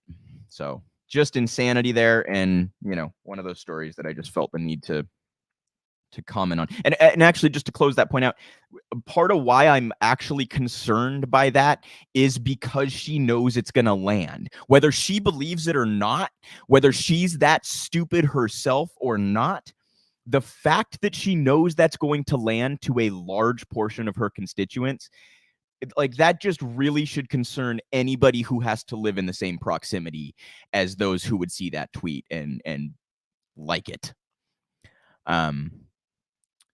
We live in a society of ignoramuses, and that is deeply concerning. As much as something like that, a tweet like that is laughable, and as much as it may even provide entertainment, it is deeply and gravely concerning that people who that messaging works on are existing around us all the time, right? So anyhow, and I wanted to talk a little bit about the budget ceiling, right? So this is a story we've covered a couple of times. It was set to come up in mid-October, and they pushed it back a couple months, and now it was up kind of again somewhat recently here. So this is from late October. Foster Boyle Merkley lead bicameral call to congressional leadership urging permanent solution to debt ceiling crisis. And I'm not going to dive into the wonky political stuff that this piece gets into. I just want to remind my audience that the debt ceiling is a completely arbitrary, politically imposed constraint that is not necessary. It is not a natural occurrence of economics. It is not necessary in any way, shape, or form. What it does is provides political leverage to each of the major parties, more or less to one or the other, depending on the political context, whenever it comes up. So they use it as a political leverage point. It's we won't vote to increase the debt ceiling if you don't give us X, Y, and Z. And almost always that leverage goes against progressive priorities. Even when the Democrats are wielding said leverage, what they will do is kind of what they're doing with the reconciliation bill now, right? They'll use the leverage against the progressives, just like they'll use the leverage against Republicans. So what it really is a piece of political leverage. It's nothing more. There's nothing economic about it, and we need to simply eliminate it. There's another bit of wonky proposal about minting the coin that I'm sure some of you have heard of. All of this basically amounts to getting rid of the idea that Congress has to consistently, whether every X amount of months or X amount of years, vote to raise the budget ceiling. It's just handcuffing yourself totally unnecessarily, you guys. And as I talked about earlier today and have talked about a number of times, we have this idea of fiscal responsibility largely backwards. It is responsible to spend to improve the quality of life of your constituents. That's responsible. It's responsible to spend to try to save the planet. What is irresponsible is to refuse to implement helpful and necessary policies under the guise of a number on a balance sheet. And those who would fearmonger about federal spending would do the latter. So I would love to see a permanent solution to this in the form of simply removing the debt ceiling. No more debt ceiling. It's unnecessary, and all it does is get in the way of useful and necessary policies like the Green New Deal, like the federal jobs guarantee, like Medicare for all, like housing reform, like all the kind of stuff that we talk about here on a regular basis, right? And lastly, I just would like to reiterate realprogressives.org to find out more about our organization, find our other content. And I also would like to reiterate that it is the end of the year, and we are doing an end of year fundraiser. You can go into the description of this video wherever you might be watching and find the link to this page I have up here. You can donate through PayPal or become a patron. We appreciate anything, you guys. If you can give us $1 a month, we very much appreciate it. We do all sorts of organizing, activism, education, and media. and we are looking to expand our capacity to make the kinds of differences that you all, I'm sure, want to help make and be a part of. So come join us, be a part of what we're doing going forward. Become a patron, leave us a donation on PayPal, whatever you can manage. And just also wanted to note, we have 2 YouTube channels, guys. I'm on Real Progress in Action. Go to Real Progressives and subscribe there. Subscribe here. Hit that like button. Leave a comment. Help us defeat that YouTube algorithm. You can find us on Twitter at Real Progress US, at RP_in_action. I am at Luke Parcher Show. You can find us on Twitch. You can find us on Discord. You can find us on TikTok. On and on and on. You can Rockfin, go find us on Facebook, wherever it is that you like to engage in social media. We are there. Make sure you're not missing out on anything. And with that, I will call it a stream. I hope everybody has a fantastic week, and I will see you all next Sunday at 2 p.m. as usual.